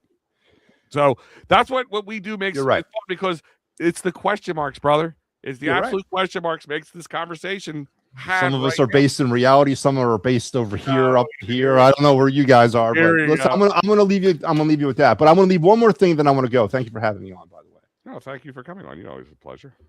Nick Sirianni and Jalen Hurts are both playing for their jobs this year. Mark my words on it. All right. You have a good night. Have a good show. I agree. I'm not disagreeing with you on that. See this? This is me and you agreeing upon something. I would say Sirianni a little bit more than Jalen, but I'm not disagreeing on either one of them. I think they're both playing for their future. I think they are, and I think if Mannion is as good as we think he can be, or better, they know that they can get about 2 years out of him before somebody I don't know, unless he really does something special this year. Before somebody tries to steal him for a head coaching job. You think 2 years? If they win the Super Bowl this year, then maybe not 2 years. If they have a really good success and they're lighting up the Drew Brees and the Saints 40 plus points every game type situation, or when Peyton Manning was at the top of his game type situation, then and Jalen Hurts looks like the next Peyton Manning or something, then he's probably going to get a head coaching discussion right away. And I think I would not be surprised if oh, sorry, Nick. You're out, brother. And I wouldn't be surprised to see something like that too. Like if say they won the Super Bowl, Sirianni would get promoted up into management and they would move Mannion into the head coaching job. Because it would look terrible to fire a Super Bowl winning head coach, but they would be so in fear. I honestly believe Howie Roseman, for all his imperfections and whatnot, is dog tired and fed up of having to replace offensive coordinators every year. I really think he's tired of that. And they brought this guy in. A couple of things that made me think this was they let Stoutland go, right? They let this guy bring in his own people. Then they basically handed the draft over to him on the offensive side. They drafted players that fit Mannion's offense. Those things Howie Roseman doesn't do. That's giving up power and control. And Howie did that. That's not for a one-year wonder. He's trying to shape this team around Sean Mannion's concepts. So to me, Nick Sirianni should be shaking in his boots because they're not doing that stuff for Nick anymore. They're not bringing Nick's people here anymore. They're not bringing Nick's players here anymore. No. They're bringing Mannion's guys. The reason Nick has lasted as long as Nick had, outside of course, a Super Bowl, 2 Super Bowl appearances and a win, is that he's willing, unlike somebody else, Doug Peterson, who said, no, I'm keeping my guys. I'm running with my guys. And give Howie credit, I guess, again, because it did pay off by doing that. Because a lot of people thought he was nuts for getting rid of Doug Peterson. And I was a little bullish. And then they bring in a guy with Nick Sirianni who nobody knew. And, but he was the ultimate yes man who it's going to make Howie feel like he was correct because that yes man has played out in his favor now. But if the yes man it just doesn't play out any longer and they got the next big thing, then Sean Mannion will be that guy. I mean, I'll give Sean Mannion this. He does a lot better interview already than he does. He talks X's and O's and things that when he says things make sense to me. Again, we're not hearing about invisible progress from Sean Mannion. Yeah, listen, I always told people, I said, if you judge a coach based on their coachinisms or their dad joke, almost like coachinisms, then there's a lot of good coaches out there that wouldn't have a job. But there's the other stuff that adds up with. And listen, Sirianni has annoyed everybody, even the biggest Sirianni lover. And I mean, talking his mother, has to probably all right, Nick, enough. We've had enough. Just shut up, brother. We get Shut your mouth. Success is all. Success is all. Rob, great show, yes, but we're not done because right now.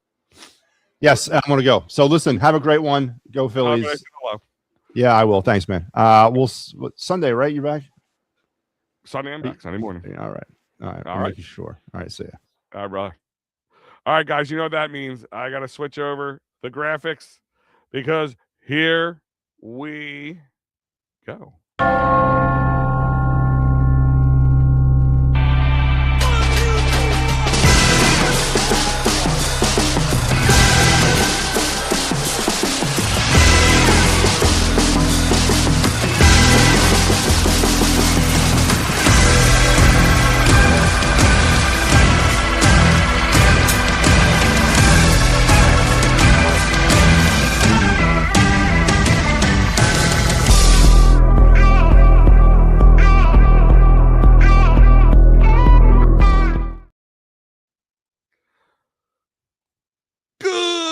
Everybody, and I'm bringing the energy again. Yes, because I was just we never left because we didn't leave. And here we are. The Phillies won 8-6 to start the Friday off. Great. Jesus Luzardo, the greatest pitching performance from him, did okay.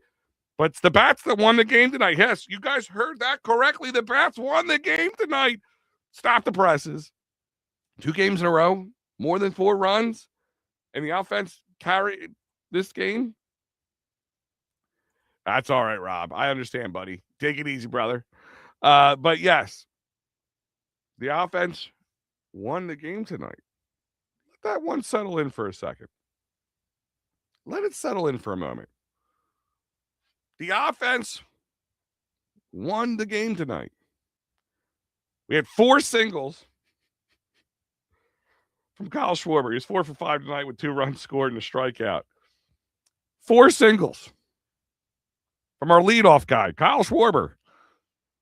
And that was exciting. Adolis was 2 for 4 tonight with his 6th home run of the year, 2 runs scored and an RBI, of course. Home run. Alec Boehm, who, trust me, still not biting a ton of favor with me. 2 for 4 tonight with a double, 2 RBIs, and a walk. The Phillies, is it June? Is that calendar turning? Is it the magical June, the summer night? The ball was carrying out of here big time tonight. It was very helpful for a lot of teams, but Garcia's seeing the ball better. Now, is this a small sample size? Again, against the Padres, they seem to have they were more offensively woesome than the Phillies were, which is saying a lot. But the Phillies, and we had a big hit, big home run from Adolis to win that, and then tonight, and the same kind of he has this like magic bat flip where he hits the ball, he knows it's going out, and he just throws his hands off to the side, and the bat flips off. It's kind of amazing, to be honest with you. Just shows you how strong his hands are. But are they turning a corner? Could they be? I don't want to put it on there yet, but this June weather, this June magic, whatever it is, just seems to work well. If Adolis Garcia hitting 2 tonight, one with a bomb. What's his face? Brandon Marsh still doing Brandon Marsh style stuff. Didn't think you ever say those words. Should I ask Maddie when he was on earlier? Who won the Ohapi Brandon Marsh trade yet? Find out. I think we know. He won't say it out loud. But 8-6 victory. Phillies win it. That's 4 straight wins for them right now. After dropping the series to the Dodgers. Hopefully this team is making the turn. And I like what I'm seeing. And you should be excited watching this game.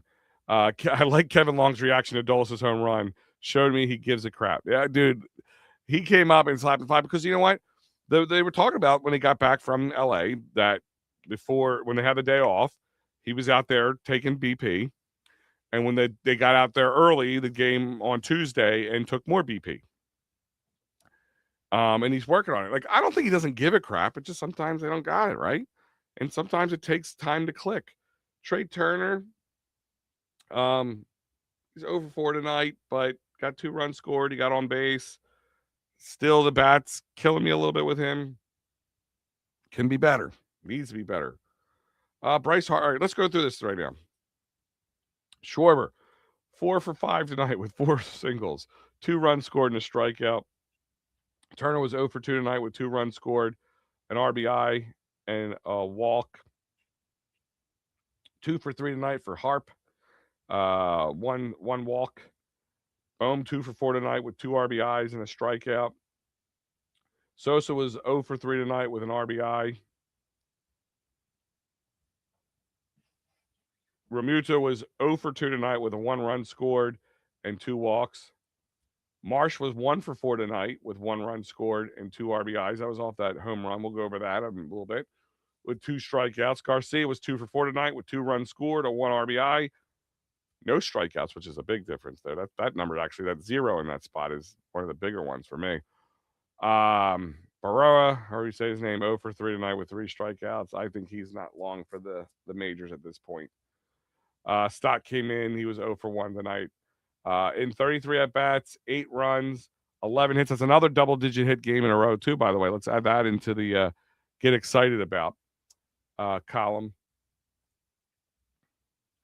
11 hits, 7 RBIs.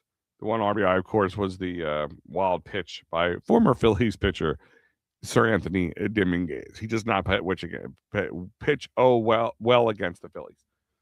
4 walks and 7 strikeouts. So that's 7 strikeouts. Not great, but not terrible, especially with the Phillies.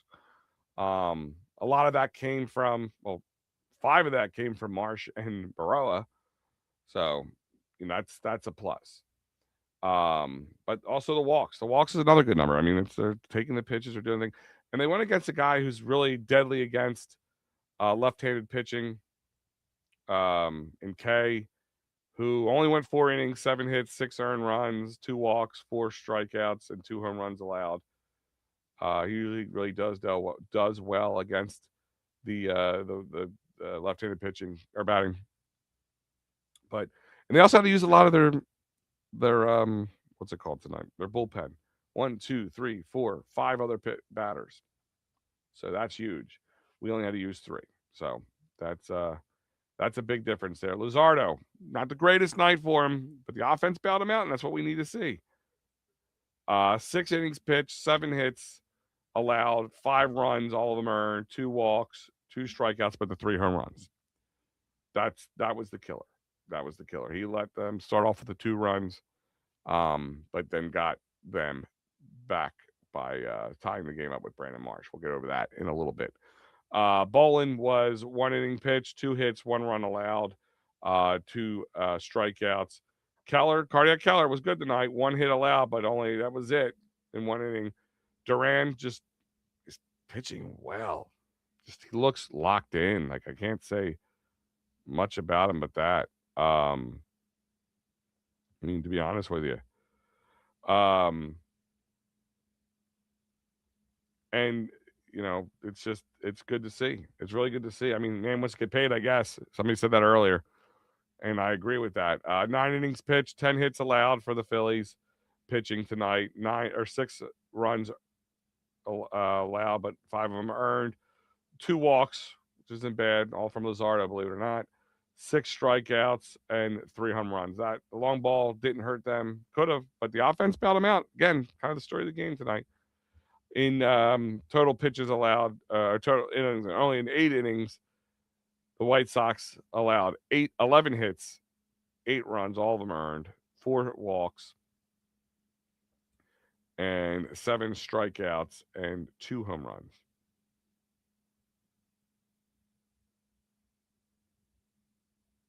So that, in my eyes, looks good. But White Sox have a good team, man. Really good defense, especially in the outfield. Let's look at the scoring tonight. Let's kind of walk through the scoring. Like I said, the White Sox started off with a double for the White to make it 1-0 in the top of the second. Then Tristan Peters singles, and then that makes it a 2-0 game. But at the bottom of the second, Brandon Marsh said, "Hold my beer. I ain't done. We're not going to go with this 2-0 game with a 2-run jack." But just didn't look like it was going to be a home run. But hit that first row. Just again, it was that thin warm air tonight. Let the ball carry out tonight. Tying the game up 2-2. And Trey Turner reaches on a fielder's choice, which allowed Kyle Schwarber to make an amazing big man slide. He had some wheels on him tonight. Him and Adolis. Adolis got one in under the tag too. Both of those tags weren't even close. So when they looked on the screen live, it looked a lot closer. But when you go back and see it, they didn't even touch them, come close to touching them. That made the game 3-2. Well, they weren't done yet. Alec Boehm, heard that correctly, doubles. And that scored Trey Turner and Kyle Schwarber and Trey Turner.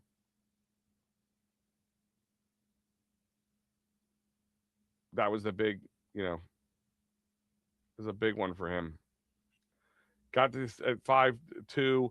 Top of the third, Ronald Gruchek homers for the first time of the night, making it 5-3.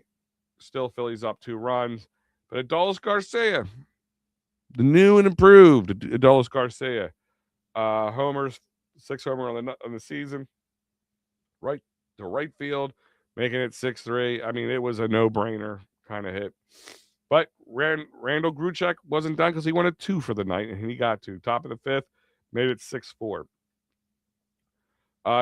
Derek Hill homers and made it 6-5. Game's getting close, but holes are clenching. Bottom of the 7th, Colson Montgomery singles. Chase Meredith scores. It's 6-6. Buttholes are truly puckered at this point. You can cut spaghetti with it. Mundo Sosa Sacrifice fly. Scores Kyle Schwarber. It is amazing. That was the amazing run I was telling you about. Watching him with some wheels. 7-6. Phillies back up. Bottom of the 7th, right? Then that would be really all the real scoring, because other than the wild pitch when the bases are loaded, because again, the bases were loaded. And I think, Rob, if you're still in here, I'll give you credit for this. I think you said it. I don't know who said it. For somebody said it. But yeah, maybe Adolis did it listening to the hitting coach. The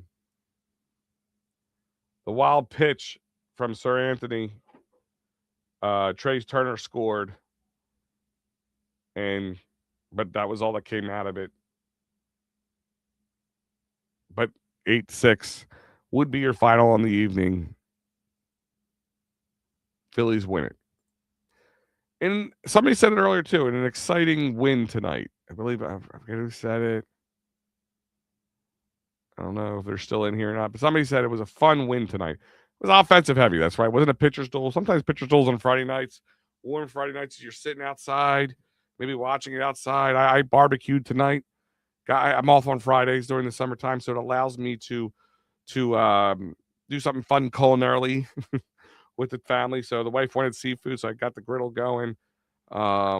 Made some shrimp, scallops, salmon, little tuna steak, and of course burgers and dogs for the boys, because man, they ain't gonna eat that.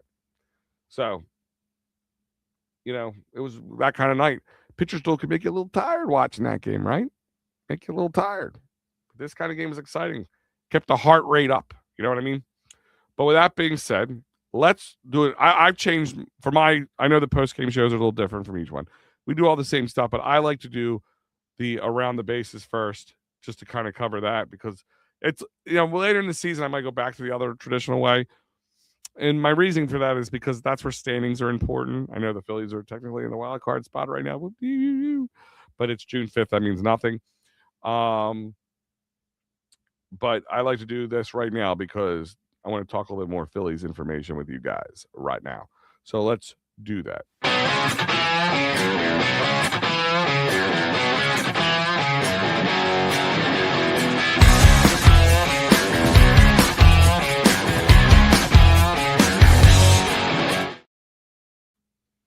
All right, gentlemen, ladies, everybody in between, how are we doing? Let's look at it right now. That's right. This is around the bases with your Fightins final. We're going to look around tonight's games in the league and the MLB and see where everybody lands. And it's brought to you by the great people here at the It's a Wrap Sports Network. That's right. Here is your White Sox lineup. You got me tonight. You got Mikey tomorrow. You got Matty B on Sunday for Down on the Farm, of course. That is always a must-see moment on the Fightins final. The next week, you got Monday, Tuesday, Wednesday, Mike, me, Mike. You got the Big Al sandwich right there. That's kind of weird. I'm going to stop that. We're going to stop that. Don't clip that out. But whatever. You got us back. It's got a lot more going. You got the Toronto Blue Jays. It's going to be a tough one. No easy games coming up. But it's brought to you here by that and all the great programming here. Of course, tomorrow, Phillies White Sox post game, and then Sunday, Philly AM Sports with me and Mike. And then, of course, the White Sox post game and the final word with Matty B. But right now, mid-7th, Athletics are down 5-1. I'm sorry, down 5-1 to the Houston Astros. Middle 7th, your Apple TV game. So if you have Apple TV, you want to go watch a little more baseball, Texas and Cleveland are playing right now. Texas up 3-2 in the mid-7th. St. Louis is up 4-3 in the mid-6th over Cincinnati in Cardinal Town. Colorado is up 3-1 over to Milwaukee, bottom of the 5th in the Great Rocky Mountains. Mid-3rd, your other Apple TV game, KC versus Minnesota. Not much watch TV there, but hey, if you want to watch it and you love baseball and you're a junkie like me, you might go watch it. You never know. Your other Apple TV game, the KC Royals are down 2-0 to Minnesota. Don't you know? Top of the 3rd right now, the Mets are up 1-0 over San Diego in San Diego. They're still struggling, huh?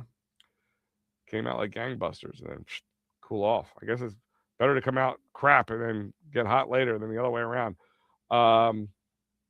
Washington is up 2-0 over Arizona out in the desert right now. Top of the 1st, both LA versus LA, Subway Series, whatever you want to call it.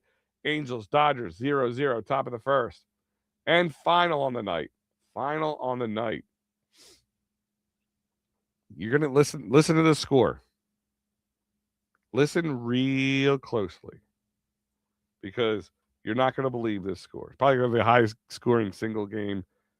Well, maybe not the highest scoring game, but highest single score by a team to date, I'd imagine, in the MLB. San Fran is out in Chi-Town, or played the Chicago Cubbies today. If you're a Cubs fan, you went to that game, you were not happy. Maybe you took Friday off to go to a Cubbies game and you watched an 18-3 bludgeoning of your Cubbies by the 26-38 Giants. You're probably not happy. Cubbies are kind of coming down. They were hot for a while, especially when we saw them early on. We got them. They got us early. They got their licks in with us early when we were a bad team. They're 33-31. They're just a couple games over 500 right now. Detroit beat Seattle 7-3. As you know, the Phillies beat the White Sox 8-6. The Yankees lost to the Bo Sox 5-3 in New York. Another bludgeoning. Baltimore bludgeoned Toronto 13-3. In Canada. Tampa Bay beat Miami Marlins. The fight for Florida, 6-0. And Atlanta won again tonight, 6-3 over Pittsburgh. Atlanta is 43-21. They're just rolling. And we got to not worry about that in the standings. You got to just worry about winning against everybody else. We don't see the Braves again. Braves got lucky with us too this year. I mean, not lucky in a sense. They're playing really good baseball. Don't get me wrong, but they got us when we were really down, and they don't get us again until September. So they got us good early, so they could bludgeon us, and they did. Hopefully, it'll be different the next time we see them because it's going to be because you got, I think, 7 games with them. It's a series in between, and another series. So it's a home away series, but with a series in between, something like that. So that's going to come down to it, man. Who's the script writers on this one? I feel bad for Toronto fans. Their team is on such a year-to-year basis. Yeah, they are. I think Toronto's a lot better team than their record shows, but under four games under 500. I mean, we know what that's like not that long ago, right there, Elephant? But that is your trip around the bases. We'll take a quick look at the standings. I will. We will take a quick look at the standings right now.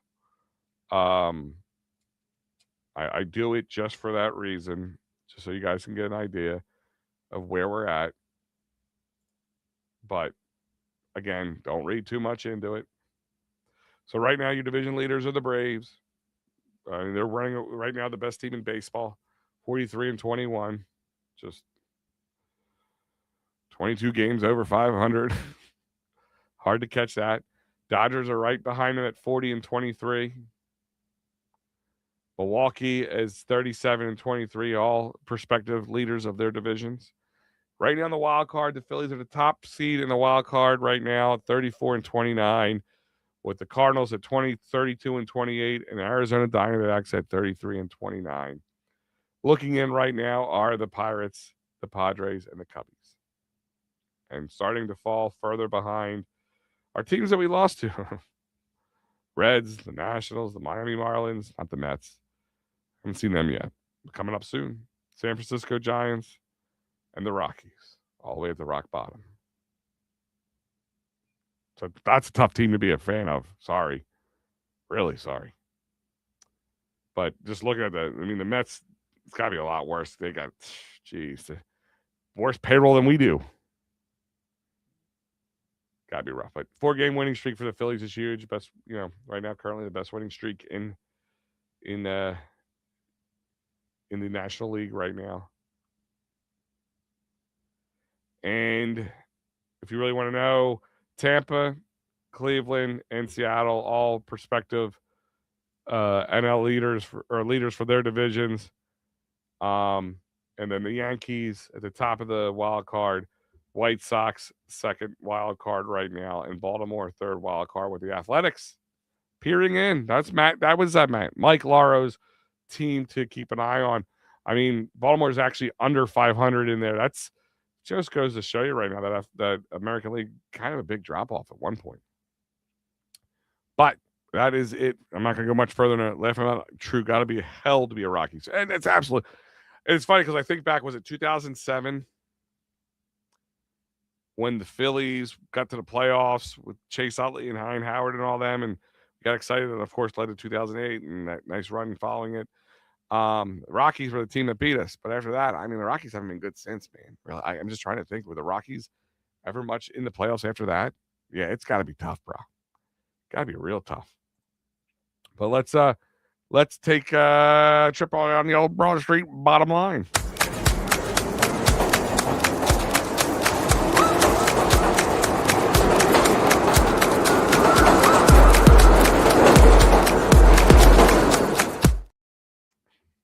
Broad Street bottom line is the offensive production has to continue. We've said it, they have to be better. They are being better, and we see how well this team looks. They look like a team that can win.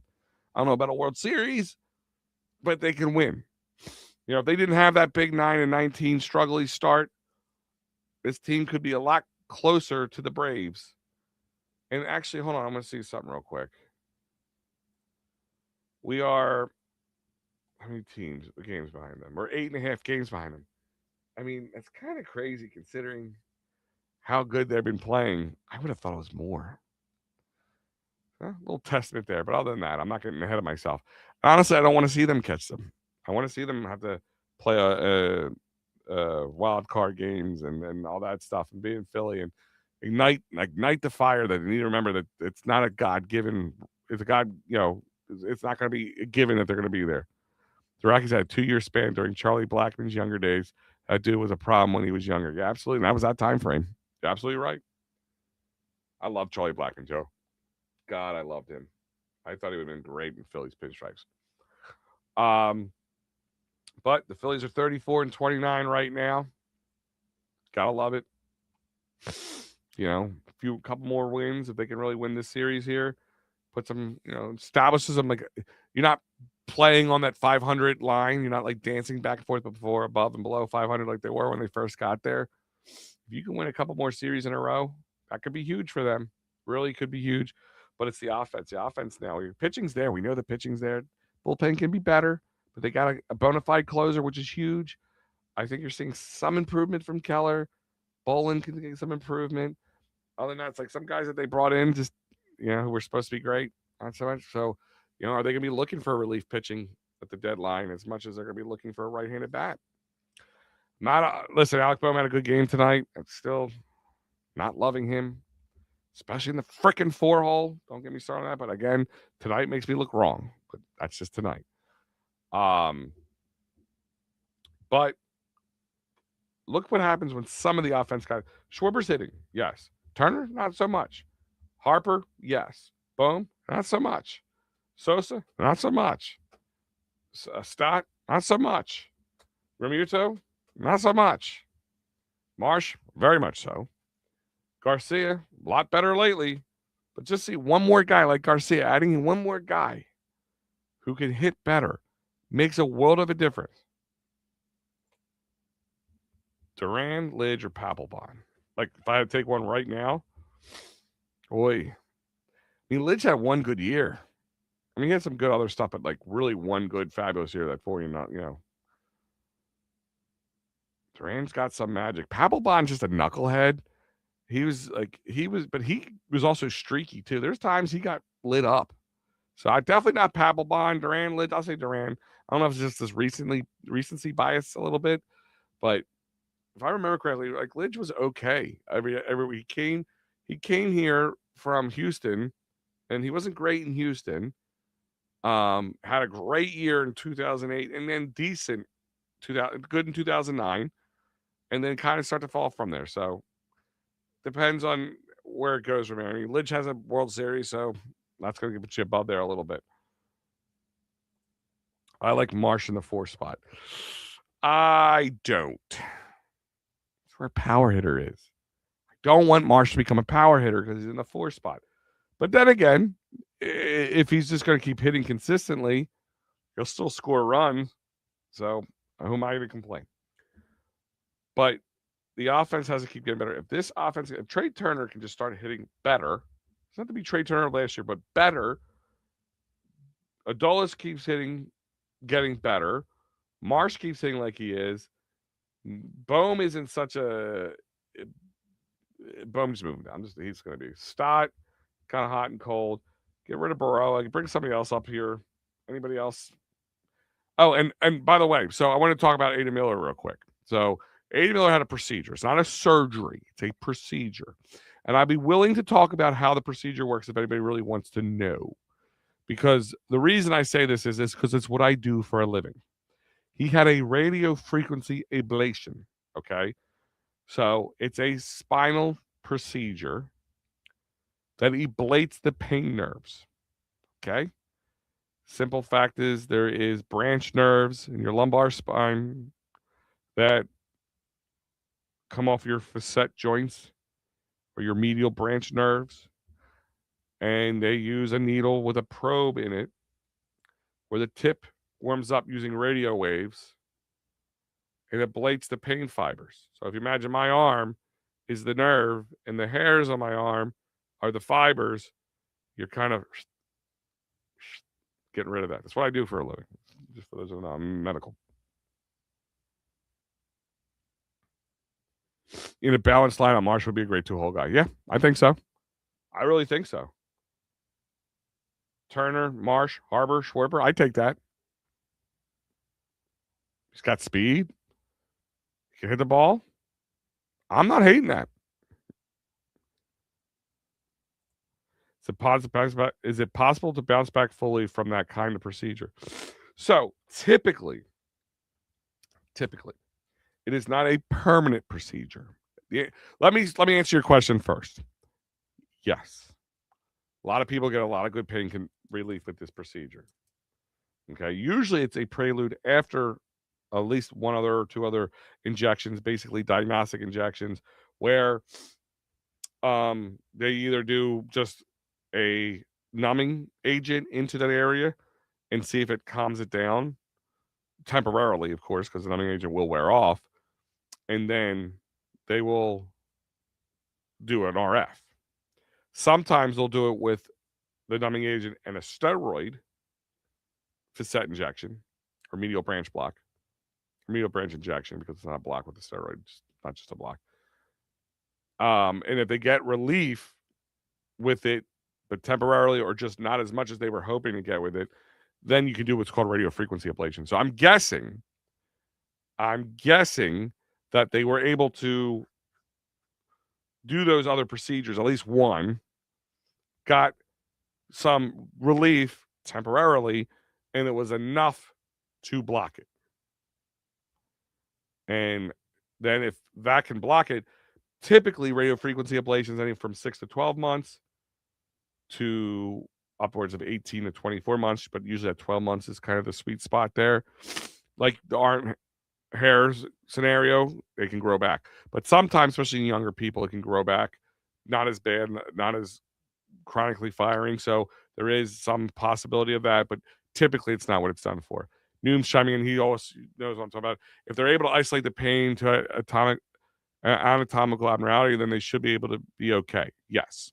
Kind of. He said it in a much more precise scientific manner than I did. But yes, the answer is yes. If they're able to isolate it, there are some people that I know who get this procedure done every few years, every year, every 2 years, 3 years, based on how often they need it. And it keeps them pain-free or minimal. I do worry about it being a thing that people have to do a lot more into the future as a long-term problem. But if he can get back and then maybe his pain was bad, that he can let him start working out, strengthening areas, and then start getting back to the swing of things, his body mechanics can kind of shut that pain security system down and let him move forward. But yes, pretty much what Noom said. I was just kind of using a lot more layman's terms. Noom said, come here and make me look at smart. Because Noom's is smarter than me. That's besides the fact. So, but my point to this is you're looking about I mean, it could take upwards of 2 weeks for you to get like really the full results.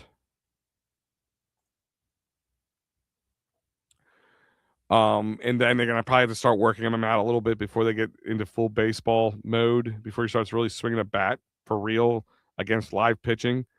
And then he's also being able to play the field too. Don't forget that's also other baseball activities, grounding ball, fielding balls and playing defense and all that, sliding, all that stuff plays a factor. So you're probably looking at 6 weeks or so before you can start really resuming regular baseball. I'm saying bare minimum 6 weeks, probably right there is bare minimum. Could be close to 8 weeks. So if he had it done, say earlier this week, you're looking end of July, beginning of August.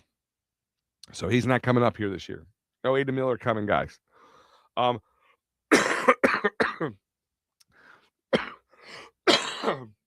Again, I'm kind of tail end of this cold thing.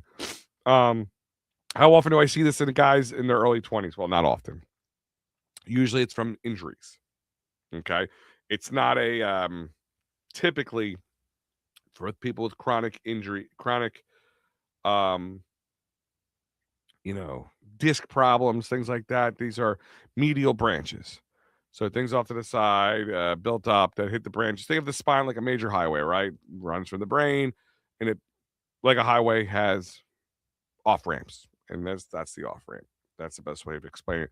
So not often, but usually it means it's axial, meaning the pain's like just in his back. And I don't know if they did anything else. Like, is there a disc abnormality where they had to do epidurals and they failed? I don't know. Maybe, the MRI wasn't that bad or wasn't that great, but not that bad enough where they're going to say we have to do surgery.